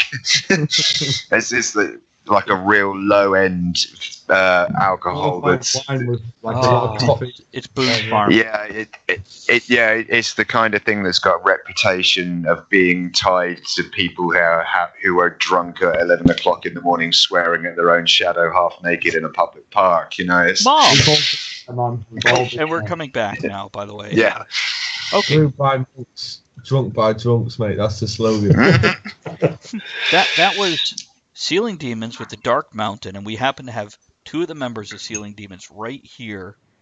Ooh, there's actually a question for a translation. Belhaven Best, is that equivalent to Milwaukee's Best, which is like the bottom? Okay, good. No. Don't ever drink it if it comes over there, guys. Don't. Just don't. No. Okay. I'd have to do my research myself, but yeah, I'll take you. I'll take your word. Yeah, don't. Okay, so the Dark Mountain off your latest album, The Nil. What, Ed? Talking to how he said slits. Good. No. Isn't that that's a malt liquor? That's not a beer. Okay, so anyhow, let's talk to these guys about something for a moment. So we have we just played the Dark Mountain off Nil. Is there a backstory to this? Where'd it come from? Yeah, I guess the Dark Mountain. There is a bit because it's like the oldest track on the record, isn't it? Yeah, the oldest track on the album that we've put out recently, Nil. So when we recorded our first album, Dual Sides, we were quite creative at that time, and we made essentially album 2. We made like a blueprint for an album 2, and the Dark Mountain's the only song that's sort of transitioned from that period to what Nil is now, and that's been about 3 or 4 years. About 3 years, yeah. Yeah, 3 years. How many albums do you have? 2. Just two sort of long play LPs. Okay, because I have Even If. Yes. The Sealing Demons, which is only 6 tracks. Dual Sides. Yeah. And Nil. And by the way, so far the Sealing Demons, when it comes to, now I like them all, but when it comes to which one I like the best, it's that one. And probably because it's the one I got first. And Lord, I Must Be Strong Now, A New Season, A New Life. I just really enjoy that album. Oh, cheers, man! Like it's very. I mean, that was the first body of work that we put together and put out, and I think we've learned a lot and developed a lot more since then. But like, it's nice to know that, like we were saying earlier on, how you can make a piece of music and it just resonates or connects with people, and that's a magical thing, man. It's a special thing, and so I appreciate it. Absolutely, it's And I've written a few books focused towards my friends that suffer through depression or battle it, have fought suicidal urges, tendencies, battled Yeah. through that also. And I feel like, and I don't know if this is meant to be on your albums, but I feel like a lot of your music would actually speak to those folks. Big time, mate. You know, the whole project that we do was kind of, it was giving birth from a bereavement that we experienced through these sort of things. So that's been a big catalyst for us to start creating what we're doing, and the subjects that we talk about. We're addressing these sort of issues. Maybe it's not like always straight up, but like there are metaphors there to be read, and if people get them, and it can be any sort of comfort to people, and that's a massive blessing, you know. I feel art should make you. There's a difference between art and entertainment, but making art, you should hopefully some translation to make you think or feel something a bit unique, you know, like that you question things as well, possibly, you know. But yeah, I mean, tonight is actually a anniversary of like a friend we lost. So it's but these sort of things, they are catalysts for the project. So it's trying to look at the glass half full opposed to half empty, and harness dark times that we all have, but try and put it into some sort of light. And that's the essence of the music that we kind of make, you know. Very good. Now, in a unrelated topic, a real quick thank you to Victoria, Steampunk Countess, for subscribing. Here's to you. Oh yeah, here's to you, Victoria. Cheers. Sorry to interrupt with that. We really appreciate it. So this particular track, The Dark Mountain, and I'm making sure I get it right and not just wandering off and making up titles for you guys. Where's that come from? Tell us a little bit about how you put that together, because you said it was around before this album and just got onto this one. It's been kicking around for quite a while, but I mean the sort of title and the overall theme of that specific track is basically like trying to overcome your hurdles, your problems, your anxieties, whatever it is. Mm-hmm. It's the dark mountain. The name itself, it's a metaphor. It represents them sort of trials and tribulations that we have in our lives, and it essentially it's trying to encourage people who challenge these issues. You got to face yourself at the end of the day, and its basic message is to encourage people to face their fears. It's just the ups and downs as well, you know, and how these things are constantly occurring, and you just have to try and stay positive and climb the dark mountain, you know. Absolutely. Now, in a related thing, Madison. Yes. You've been making tea, Mad Hatter tea, for how long now? 7 years. Okay, so shortly before we came on air, a couple of years before we came on air. And we have been drinking Mad Hatter tea since shortly after we started broadcasting. And by the way, if anybody's a tea drinker, Mad Hatter tea is really good. It's flavorful and full-bodied without being overwhelming, and no bitter aftertaste, which is very nice. There it is there. Now, you've recently come out with a line of coffees. Yes, indeed. How many do you have? We carry about sort of like 7 or 8 ground coffees. So you only sent us 2, you bastard. Oh, I'm sorry. This is what we say in Yorkshire. It's so why? Now, by the way, Andrea, you tried one of these coffees tonight. You want to tell us again about that? It's the Arabica blend. It's Imperial. I left the bag in the other room. It's the Imperial blend. Am I getting it right? Yes, it is. It's Arabica. It's really good. I'm very picky about coffee. Very picky. It's really good. It doesn't have the bitter aftertaste. It's really smooth. You could drink it without anything in it. Yes. I add a little bit of cream. It's really good. So, by the way, Fantastic. Sonar was Yeah. very interested in the coffee thing. So, we'll make sure is there a link we can give these guys if they want to try your coffee or tea? Where's Mickey Wonderland? We need her. Where is Mickey working tonight? I don't know if she's. Is she working tonight? I don't know. Is she here? Probably. Right. We need to get a link so we can Yeah, we do. post it. Okay. I will try and find something on the on something and send it across and Very find good. out if we can. Yeah. Very good. So So I'll- we're going to try to get you guys a link so you can order some of this coffee and try it. But yeah, good coffee. So why coffee? What happened? What changed? Yeah, it was we've done the tea. We've done the tea very successfully in terms of we took our time with this. It took about 9 years for me to actually travel over to India, source the route that it comes into the UK. So you went to India to Yes. research this and get wow, good for you, man. Yeah. That's cool. I want to go on Yeah, your it was- next research trip, just so you know. Oh, it was great, to be honest. I absolutely loved the travelling. I loved the Far East.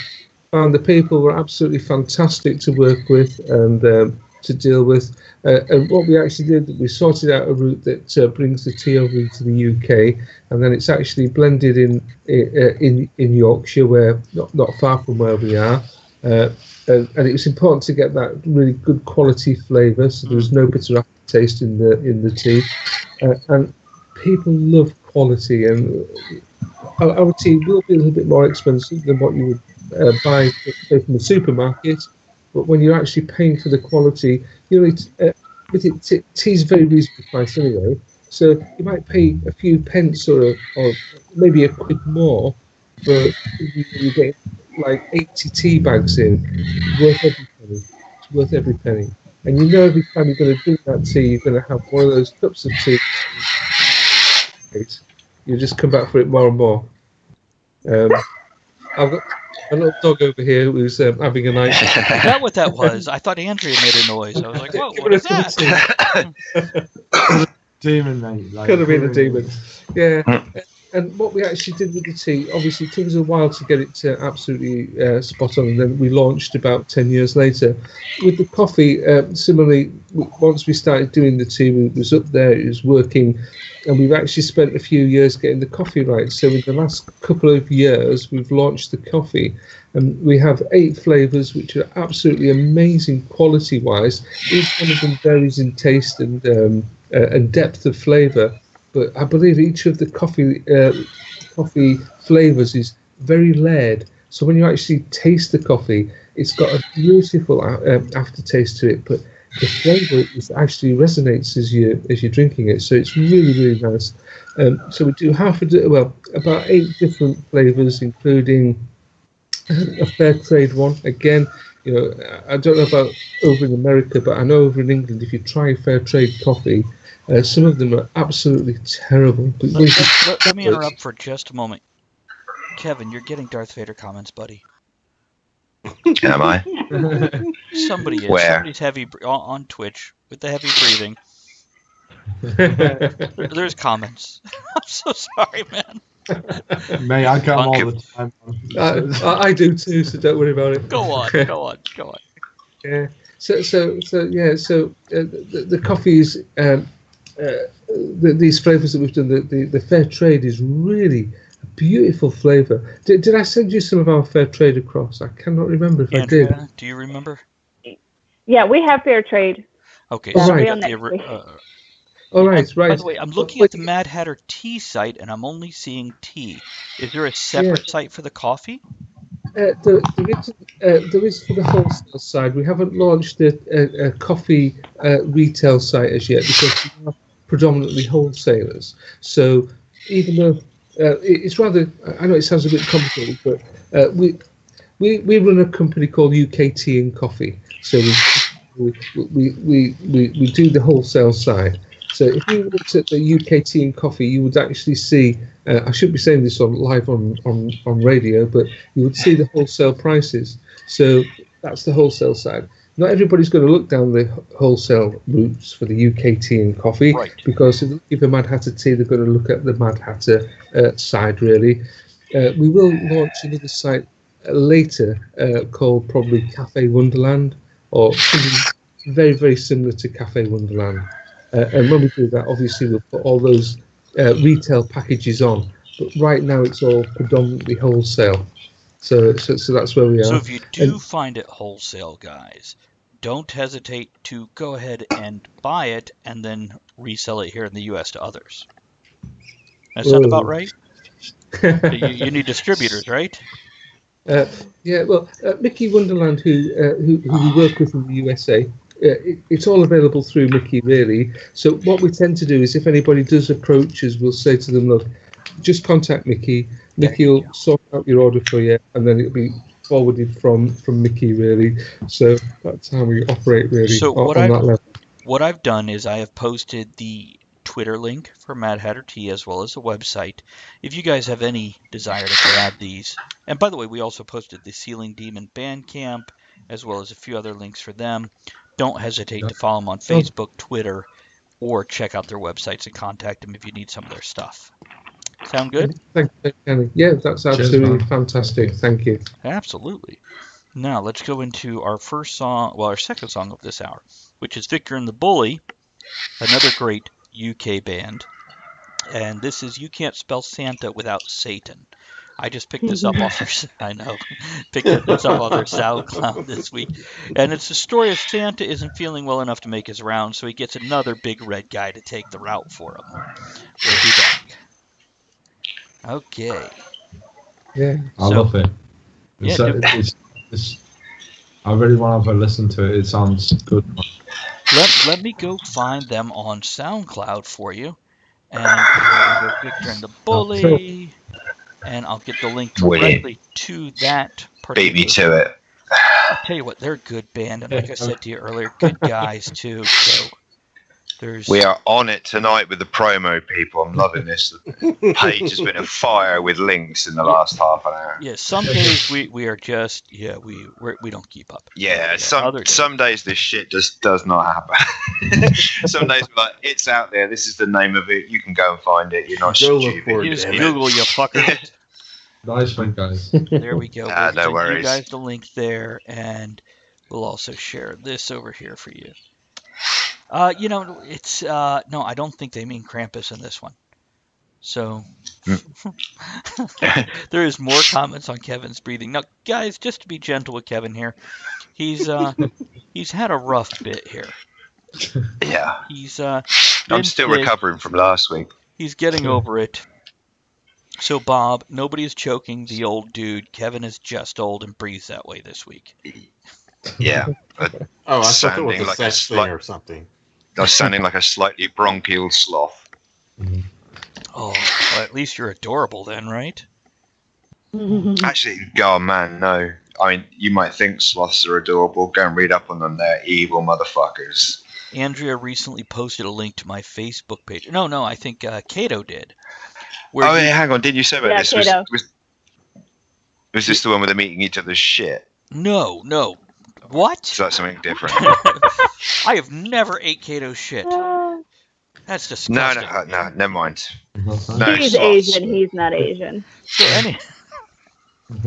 So anyhow, there's a place you can go and camp with sloths, and they will come by and you can feed them or whatever. But yeah, it's here's the thing to keep in mind about all these adorable creatures, koalas, sloths, etc. They're fucking animals.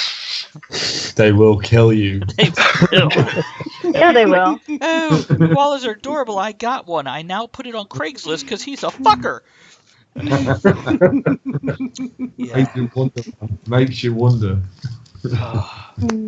People, I don't know why we keep these damn things around. Over 60% of koalas in the wild have hepatitis as well. Because they're whores. Yeah, they are. Just really... Hold me! And if you've ever seen a wet koala, damn, they're scary. Yeah. Wet sloths aren't much better, but they're pretty oily, so they don't look a lot different. Okay, Robin says, we still love you, Kevin. Bob says you have coke problems and white powder snuffles.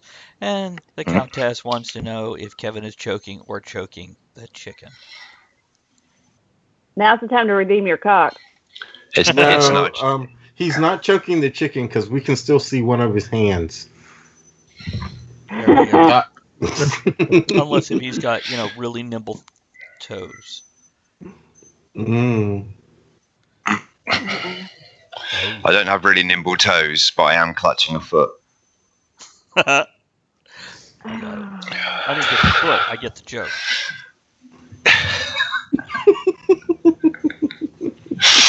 I'm gonna hide now. Thank God you guys stick with imperial measurements instead of, because otherwise you'd be like, I got 1/3 of a meter. Sounds a lot less impressive than saying a foot. And again, like I said, if we went metric, then pretty much all guys get double digits on size, except for Asians. That's a joke I use every 7 episodes. It is. Oh. Okay, and we'll be back in 20 seconds with the radio stations, and they missed all this. Yeah. Haha. Well done for following us on Twitch, but don't just follow, subscribe, you tight bastards. Yeah. What he said. He And said trying to win over their public. And speaking of Twitch, there are actually 3 subscription levels. Now, the lowest level is $5 or Amazon Prime. Then you don't pay anything, but it's that equivalent level. But there is, I think, a $10 level and a $25 level. And I'm looking for that first person who subscribes at the $25 level to give my firstborn to. Now, he's 14, which means it's really the ripe age for me to get rid of him, just so you know. Yeah. Oh, wow. Jamin got to hold Jack Hanna's sloth when he came to my theater. I don't know what to say about that. Yeah, that's definitely That's a specialty dirty. porn That video. sounds horrific. Oh, by the way, the link just posted in the chat for patreon.com/Talk of the Tavern. You can go there and support us there also. You could tip us in the Stream Elements store. There's so many ways. Navy Dad says that me smoking a fag is not going to help. Assuming that you are referring to that in the British context of the phrase, it's not going to help. You're quite right. But my philosophy is that I'm going to sound ill and snuffly whether or not I'm smoking. I'd rather be happy and snuffly rather than miserable and snuffly. Yeah. So there. Yeah. Oh. We don't have as much on. Oh. Yeah. I went and looked at It's Patreon, magic, you know. and, You don't have to go. We no On longer have Patreon, this. we don't have a lot. No, we don't. We no longer have the support we did before. Somebody has withdrawn. The ultimate Their Swamp patron. Thing experts. No, he actually really does have a good Swamp Thing. So I really hope we get to see it. Swamp Thing's a character we very rarely. I don't know. I don't know. What are you hearing? Not going to see it. We are going to see Black Adam. Now, it looks like here Wow. we are moving What is that? to this bracket. In that match we were just talking about conveniently, I don't know. and Flappy, Oh, you know he what? did use No, that's not. Black Adam almost this entire tournament. Rewind, likewise, use Catwoman. It went away. I don't know what that was. That's really weird. I'm still there in Patreon. You are. You are. Yeah, I think it was Patreon. I think Patreon started playing something because I shut down the tab and it shut up like 8 seconds Me later. too. I don't know. I what was on there. I didn't. Crazy. Let's try it again. But yes, I'm pretty sure I know who withdrew, which they don't listen very often at all. Yes, sir? It's all part of a wider conspiracy, Travis. That's what it is. It's a conspiracy. Yeah, anyhow. See, Victoria says, feel better. No, it wasn't a Twitch window win. I think it was... I think, like, Patreon. Yes, sir? Was it you? I think it was me. It was you. I think it was me. That's fine. My apologies. I was trying to register, but I couldn't. Sorry. It's okay. No worries. That would explain if his phone was talking out loud. At least I'll do it when we're not on live. When we're not live. Well, you could just mute it. Or We're turn always yourself- live. We are. So Good yeah, point. I'm seeing. Yeah, we're down one person, which I'm pretty sure I know who that is, and I really appreciate their support for the time that they gave it to us. And awesome. Every bit of support. Yeah, I mean, if you guys can't commit to supporting us on a continuous basis, but you've got $5 free 1 month, subscribe for a month, then cancel it. Absolutely. We'd rather you gave us $5 for 1 month than nothing for 12 months. Yeah. Or $1,000 for 12 months each month, and then nothing for the next month, and then come back with. Yeah, that's fine too. I accept that. We're not judgy Yeah. that way. No. Sounds good. No, it wasn't. It was for everybody that was curious what that was. It's just Mad Hatter decided to play on his phone by trying to help us, and it played a video. We heard He's like, voices in his head. Yes. Indeed. And yes, Bob, you are exactly right. If you support us, it does help to buy us bags, cigars, booze, whatever to keep the show going. He said boobs. Booze. Booze. I don't need to buy boobs. They're both I'll nice take to put in my mouth. I'll take boobs in any shape or size that they come in. It doesn't matter. Or that He he comes doesn't on. discriminate. Nope.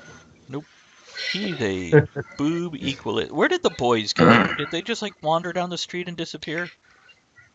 They will be Yeah. back. They want to find another fag. Yes. There you go. If I let them go outside and smoke, I'm terrible at it. Okay, Victoria. I've been ignoring that.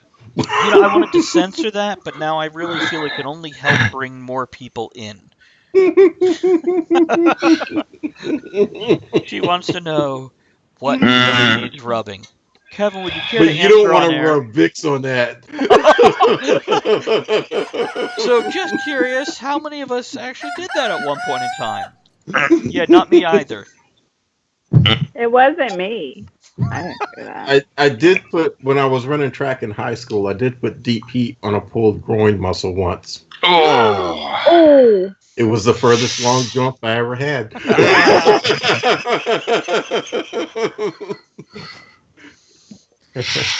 Really? Did you purposely put an asterisk in the word cock? Because you could type here. Look, we got cock. Oh, by the way, you know what? I want to do this. Yeah,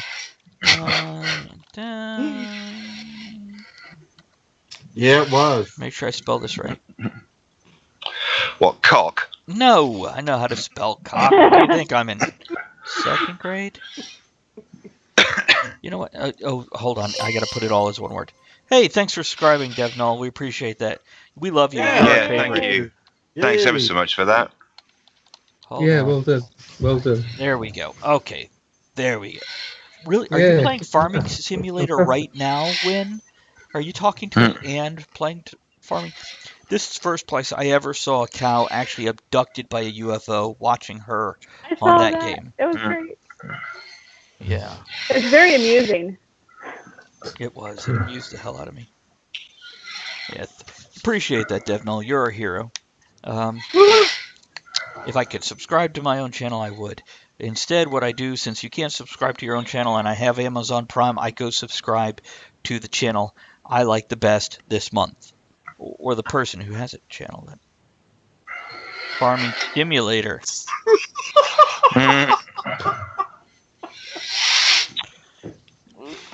For you gentlemen who I don't think you're watching the chat here, Victoria says instead of Farming Simulator, she thought it said Farming Stimulator. Yeah, it did. Oh, gotcha. It just gives the name of the last game you streamed. Well, I appreciate you sticking out for pretty much all night so far. It's awesome to have you. We like you. Yeah, we appreciate it. But I did put a link up for her channel so you guys can go follow that channel also. I did. It's a fun channel. You'd be surprised. She's very entertaining. I gotta pee, just to be clear. I'll do that during the next song. We got about 15 minutes. Maybe 10. Oh, I know. I could probably wait till the end of the show, but oh my goodness. Okay, Kevin says he gets dibs on the milking machine. I want to point out there are more than one receptacle. But then you got to stand this close to the next guy.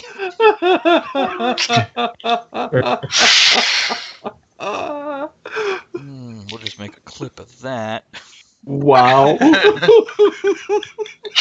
And we'll just name that one Kevin and the Milking Machine. Yeah. Glad to be of service.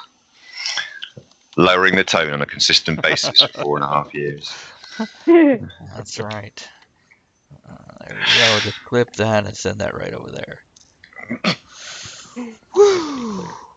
Oh, it's playing it for me right now. And then there's a cow moving. We got about 15 minutes. Fuck. Just get off that. That's perfect. Milkmaids, are those like mermaids before they... Yes. Hey, you could milk a mermaid. Oh boy. Not without her consent. That's right, Andrea. Very good point. Ask first. Don't just start milking mythological creatures willy-nilly. Especially nowadays. Oh my goodness. You know, this is something that I have on my list that I don't know if I even want to talk about. Should we talk about this? I think it could be a show. It could be a show that will give me an ulcer. That's what it could be. Like the feminist show, people will hate us, but everybody will watch. People will hate us, yeah. Yeah. Okay. For you gentlemen over in the UK, a more civilized place than the Wild West we are here in the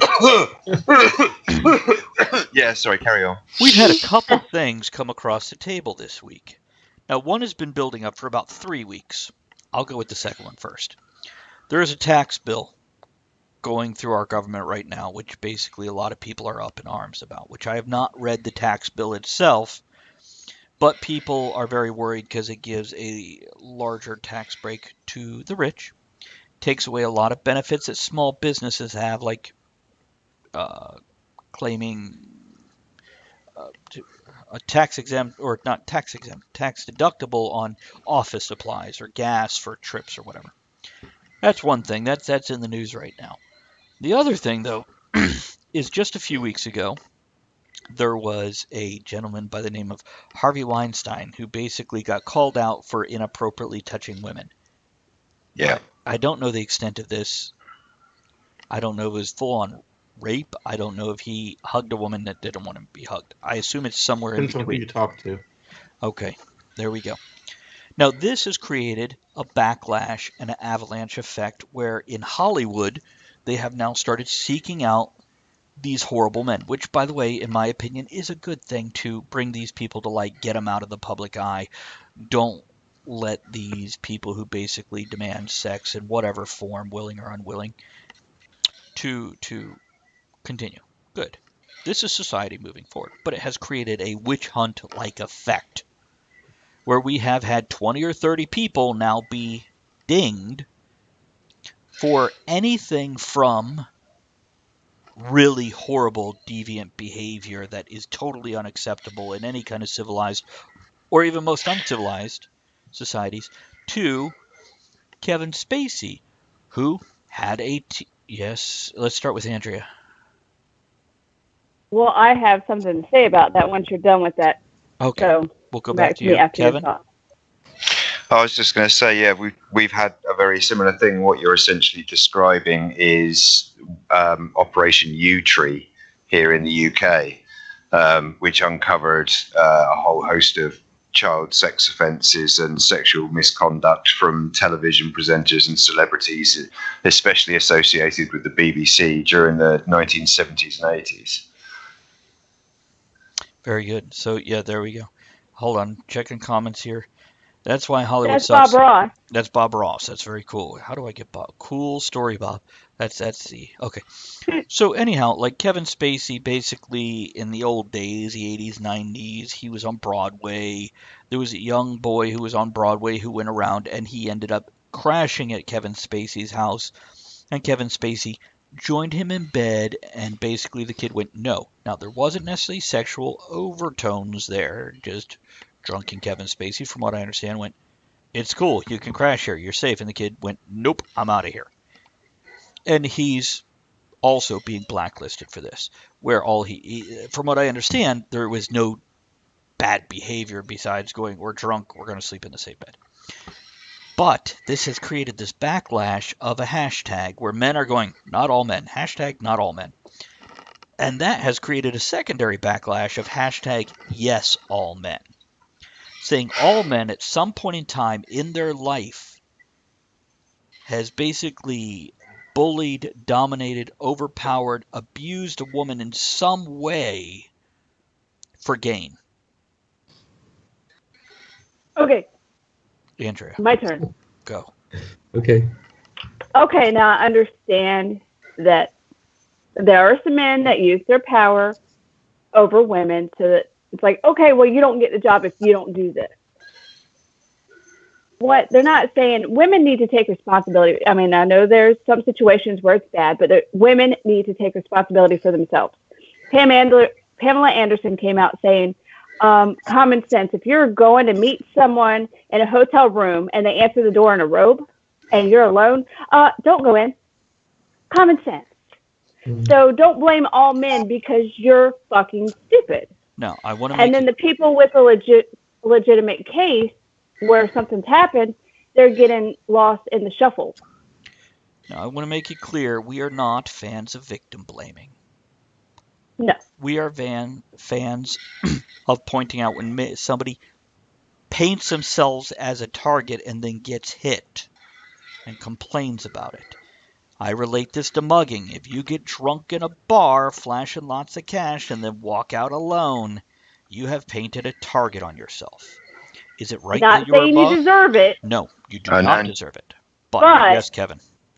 Andrea made a very good point as well, which is that if you're talking about something that's a very serious thing in nature, and if you go around using that to exercise a grievance rather than make a complaint where something genuinely horrible has happened, you are clogging up the time and the expertise and the whole system that deals with people who have genuinely suffered a horrific incident and need justice to be on their side. But the person who could be defending them is busy trying to score points for you.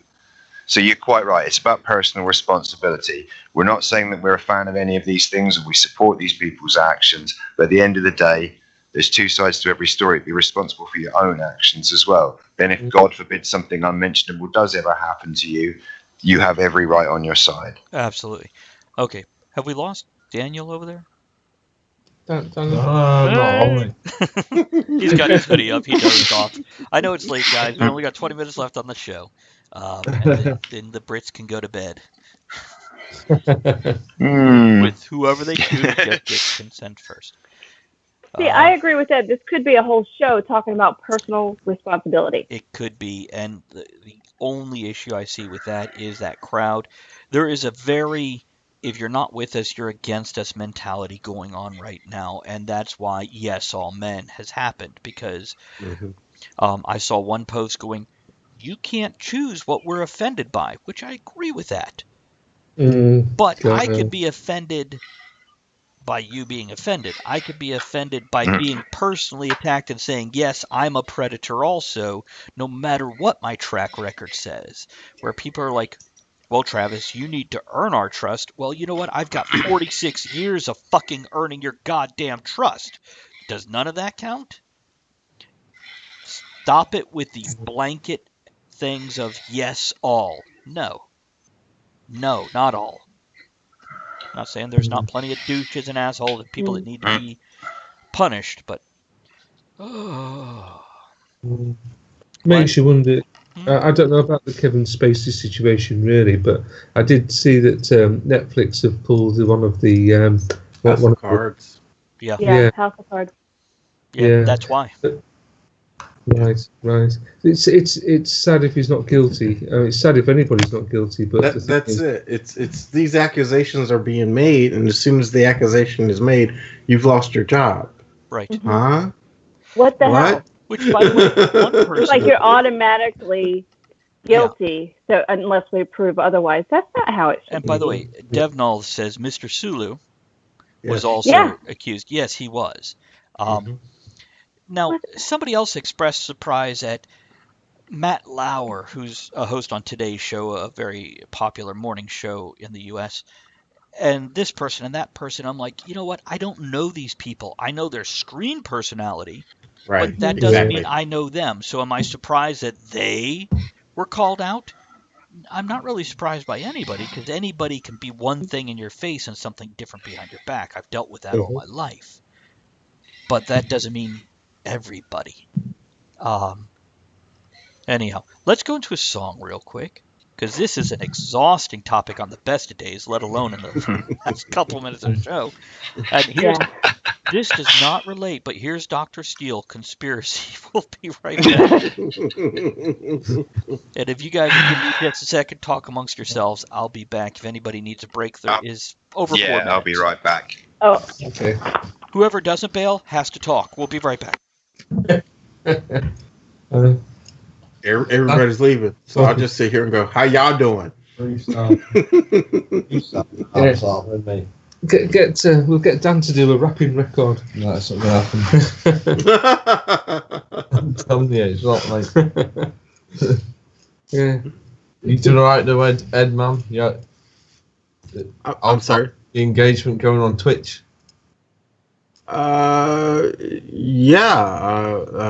Victoria just said every major media outlet has lost a prominent anchor or producer over harassment over the last 3 weeks. Even NPR. Yes, I do remember NPR. They lost Garrison Taylor. Interesting. Hey, Robin, what's going on, baby? Oh, that was probably harassment.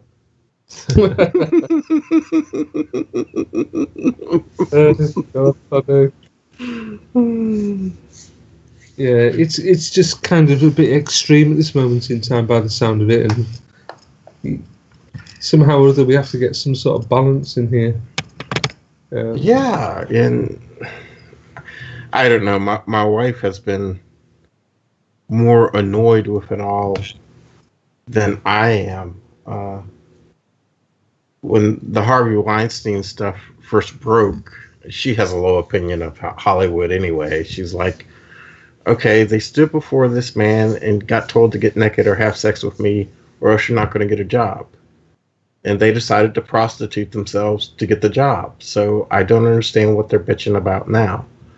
And I was like, okay, I guess I won't ask your opinion on it. Right. Victoria, the house, I have 2 more rooms to do in the house, but we're taking a hiatus for until probably after Christmas, and then we'll finish those up. It is livable now. I'm very happy to announce it is livable now. yay! Because only an idiot would decide to decorate just before Christmas. Are you that idiot? Well, I'm praying to God. I'm going to pray to God now that my wife doesn't watch this show, or if she does, that she doesn't watch all the way through to the end. I'm not the idiot. My wife is. There, I This will said be the it. one time. I've said it. I don't have to say it again. Yes, my wife has decided that we have a slightly larger bedroom that's currently not in use. So actually a friend who has a small business rents it off of us as storage space. She has like a fitness business involving hula hoops, and she's also a dancer. So she stores all her costumes and her hula hoops in our spare room. It's bigger than our current bedroom. So my wife decided... Night sonar, take it easy, man. My wife, in her infinite and all-knowing wisdom, has decided, with like just bare weeks to go till Christmas, that we're going to move into this bigger bedroom and move all Gina's stuff into the room we're currently in, which is smaller, which is a logical decision, but not 3 weeks before Christmas. Especially when she's decided that we're not just going to move, we're going to decorate both rooms. And you have to move all your snakes and stuff too, don't you? No, yeah, we're the ones. Oh, go ahead. No. We'll have to move. It's bad that I've got to stop and count 3. We'll have to move 3 of them because they're the ones that are in our bedroom. In 30 seconds, guys. We come back. That means they'll have to be quarantined for a bit away from the fumes. Fumes of what? Snakes? Do you have No, snakes? the paint. Oh, The paint and everything. gotcha. Okay. And when we come back, I want to go ahead and read a few of those comments on Twitch. and respond if necessary, though I don't think many of them will be necessary more than a grunt or a nod. Okay. Like that, is it? Coming back, Dr. Steele conspiracy there, and some of the conversation we had while we're out. Devnall, hope you got the beer. What kind you drinking, man? Let us know. We're curious. Victoria said every major media outlet has lost prominent anchor or producer over harassment over the last 3 weeks. Even NPR lost Garrison Keller. Sonar went to bed. Good night, Bed. Good night, Bud. Not Bud. Good night. Good night, Moon. Amy Pond. Sir Skipper says, accusation against Al Franken doesn't surprise me at all. Man's a major ass who enjoys doing things to embarrass or belittle people. I can't really disagree with that. And some of them surprised me, says Victoria. Some not. Charlie Rose, that really surprised me. So here's the bottom line. Maybe it's a witch hunt and innocent people are being thrown under the bus. Or people, Andrea, I mentioned recently, is very concerned with friends who she has who are huggers. Just as a natural inclination, when they greet people or say goodbye, they hug. And Andrea's not a hugger. She's like, but I know what they mean by it. But Ed, what are you doing there? I'm a hugger. And these are guys that are worried, and it's like, do I have to ask each time? Well, what if the guy asks and the person they're asking feels like they can't say no? Or what if they say no and the person gets offended? So, there's that whole thing. All in all, I think this kind of movement can create a positive result in the end to make women safer, more secure, etc. And I'm all for that. I'm not all for McCarthyism. We're headed there. We could be. But then again, next week something else will pop up and we'll be on a different yeah, it could be. You okay over there, Hatter? Yeah. Did we destroy you with the topic? No. Devnall says, let's ban all huggers. You destroyed us by being greedy and insisting on an American-friendly broadcast time. Oh, this is not because American frankly, friendly. who This cares is American. if you keep the poor ailing Brits up until sparrows fart o'clock in the morning just for your entertainment. Bob's calling me out. Fuck you, Bob. But this kind of leads back to something that Hatter said earlier, though, about people thinking alike. And that's the scary part about that. I mean, we were talking conspiracy theory, but it is the scary part about that. It's like it seems like we're moving to a place where we all got to think alike, act alike, and be alike. And anybody that says, well, no, I don't think that way, then you're a sexist, a masochist, right, or whatever other racist or whatever other ism they want to call you. It's scary. And I actually recorded a 20-minute video, a 17-minute video, whatever, about this very topic, and I deleted it because I was just so concerned with backlash and repercussion, where I'm basically doing what we did here, going, there is a middle ground. And yes, these people are wrong for doing this and absolutely need punished, but it's not, but it doesn't matter. Some people are just going to feel no matter what. If you do not just nod along with them, you're going under that bus. It doesn't matter what you have or have not done. Mm-hmm. Yeah. Bob says, I need a safe place on Twitch. You know what? Good luck with that, brother. We don't need to hear about you twitching and where you like to. This is Talk of the Tavern. There's no such thing as a safe space. Yeah, trust me, this conversation is not my safe space. That's for fucking sure. It's Victoria says people have gotten so far away from respectful disagreement. Sad, yes. And again, with this very issue, what the hell was that noise? I think it's a car brakes outside. It's like a whale. Alien. It's a ghost. Alien. Ian says, I'm a hugger and a kisser, and now he also adds, I'm also a puncher. Are you a tongue puncher, Ian? Have you seen Chips or their baby wipes? Anyhow. I do have to say, I have a friend that is a kisser. When she greets you, male or female, peck right on the lips. Okay, and I'm all for intermingling, love, everything, but I do have to say it surprised the hell out of me the first time she did that. She comes into the house and hugs, and I was like,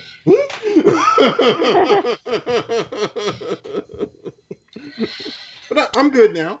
Devnall says, I wonder if it'd be what's that? Oh, I wonder if it'd be offensive to someone I snuggle up to my wife in our bed. If you don't wake her up and ask first, yes, some people are going to. Yeah. So yeah. So, okay, Talking Towie says, I'm going to post the recovered film of my mom's inappropriate 1950s Christmas party on YouTube just to piss people off. And then I got a note from Stream Elements that we've identified an issue where some subscriptions were canceled by mistake. Okay, good enough. Thanks, Stream Elements, who doesn't actually listen because you're a computer. Whatever. Ed, you watched any more Punisher? I just finished 7 tonight. Okay. Now, come on, Ed. Come on. Have you watched any Orville? No Orville. Okay, just checking. Well, last week you said you might check it out, so I just check it. Yeah. It's figure we'd go It's with these fun. other topics for the last few minutes. Yeah. Sorry, Kevin. I'm trying to get there. It's all right. I don't harass you. It's been killing me. One guy at work, and he's the guy I work with the least, has now caught up and finished the whole thing. So now I finally have someone I can talk to about it without being a massive spoiler dick. Now, what about you guys? Daniel, Simon, Madison, have you guys watched Punisher at all? Yeah, I haven't. Have you? Yeah, I've watched The Punisher. So no, Ed hasn't finished it, so no spoilers also for our listeners till Ed did finish it. Then fuck our listeners, we're spoiling shit. What do you think of the series? Yeah, I think it's a powerful portrayal, really. I think it's interesting. I think Marvel's a lot darker than you first think.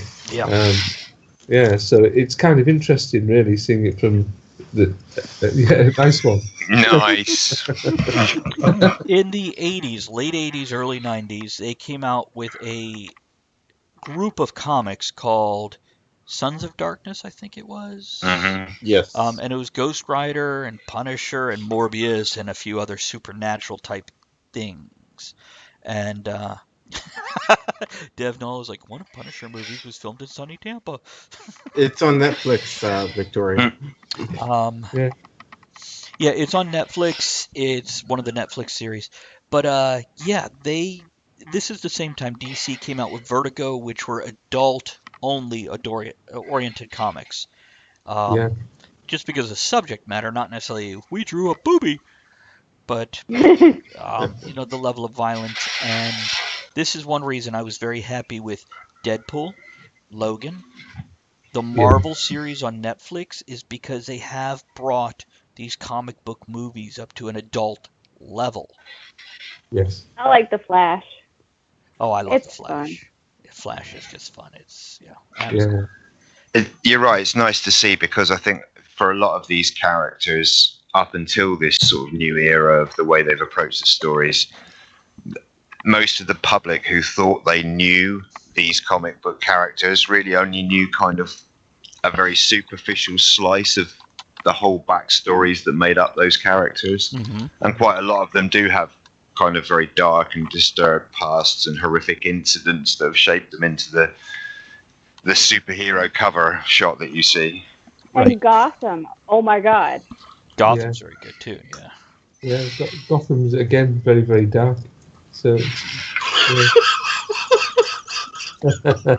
It's now the commentary on Twitch, if you guys aren't looking at it, Bob says Punisher is my masturbation code name, and I asked what is Jigsaw code for. Devnall is like, what the freak? And then Victoria's like, I feel for Loki, or at least Tom Hiddleston. So welcome to Talk of the Tavern, gentlemen. I don't know if you'll be joining us again. It'll be up to you. If you're not on Twitch, this is what you're missing. Get on over here. We watched Riverdale when I we liked enjoyed it. Yeah. We had to get through a few episodes before we were able to make it its own thing instead of constantly putting 1950s Archie on top of it, going, this doesn't quite fit. But all in all, yeah, good murder mystery show. Oh my goodness. Kevin. Kevin answers to the jigsaw question. It's when you sit on your hand long enough, it feels like 6 different hands. To which Victoria says, jizsaw? Don't ask, Victoria. Don't encourage this. That'd be jizz Yeah. paw. But like a bunch of small children at the best of times, Victoria. The last thing we need is encouragement. So, we've got a few minutes left. Let's wrap the show up. Next week, oh, Ed. Oh, Ed. Next week, the topic is, and hold on, I'm pulling it up so I get it correct here. Yeah, hold on. Fast, computer, go so fast. Okay. Holiday madness and capitalistic opportunities, where we're going to be discussing the Christmas and holiday season and the general timber of the mood that exists in modern day era. So join us for that next week. This week, I really want to thank our poor sleepy British friends. 2 are almost off camera totally, and Simon, who's still conscious in the middle. Holding everything together. Okay, and the reason I asked earlier about what other albums you had is in case I was missing any, I wanted to make sure I got whatever I had to play it. We put out an EP last year, just on cassette, called "Belly of the Hopeless," and yeah, I don't know if you named that one, man. Like, but it's quite an experimental tape. But yeah, it's on the Bandcamp. It's all linked in. Gotcha. So we did put that link up. You guys can find it out. Hold on a second. Devnall says, not to leave out our British friends, I enjoy Doc Martin. Are you being served? And isn't Doc Martin the shoes? I'm right on this one, right? He's wearing. That's what I thought. No. Doc Martin's pretty good. And you're getting rich from your Amazon.com sales. What Amazon.com sales do you have right now? Okay, is that aimed towards us or not? Is that what? No. We do a lot of Amazon sales. Oh, do you? Yeah. It's on. So it's kind of very, very busy this time of year. So yeah, we can go out on a Friday night, get back in on a Monday morning, and there's like a lot of parcels to be prepared. So nice. It's really good. Good night, Ian. There's a giveaway for everybody of one of my books. Good night, Ian. Take it easy, man. Oh, good night, Ian. Ed Shaft. Right, What's the matter with you? 2 minutes of the show left and you couldn't hang around for that long, Ian, you slacker. Follow it, Ian. You better be 2 minutes early next week, mister. That's right, even though we won't be. We won't be, but you better be there for 2 minutes waiting for us. That's right. Oh, Wynn has a side business, apparently. Oh, nice. Oh, cool. It's okay. So we're gonna wrap it up, guys. Thank you for coming on. Any closing thoughts or anything you want to pimp or anything before we bail? Yeah. Just want to say thank you very much for having us on Talk of the Tavern, mate. Like, Yeah. it's been An absolute pleasure, guys. Really enjoyed it. Thanks for being here. lovely to speak to each and every one of you. You've been absolutely fantastic. So thank you. Oh, hopefully you'll make it back again without us having to have you deported to the U.S. Here's to you guys. Thanks for joining us. No, deport away, mate. Cheers. Cheers. Okay. We'll see the rest of you next week. Make sure you join us. Here's the outro song for the radio people. Hold on, let me click that. Click that. Good night, everybody. Love you all. Thanks for joining us tonight. Good night, everyone. Take care. Bye. Big love to everyone. Thank you. And for the rest of you on Twitch or watching on YouTube, don't forget to subscribe to the YouTube channel, share it with your friends, and comment below as the show goes so I can go, I don't know what the hell you're talking about. Have a good one.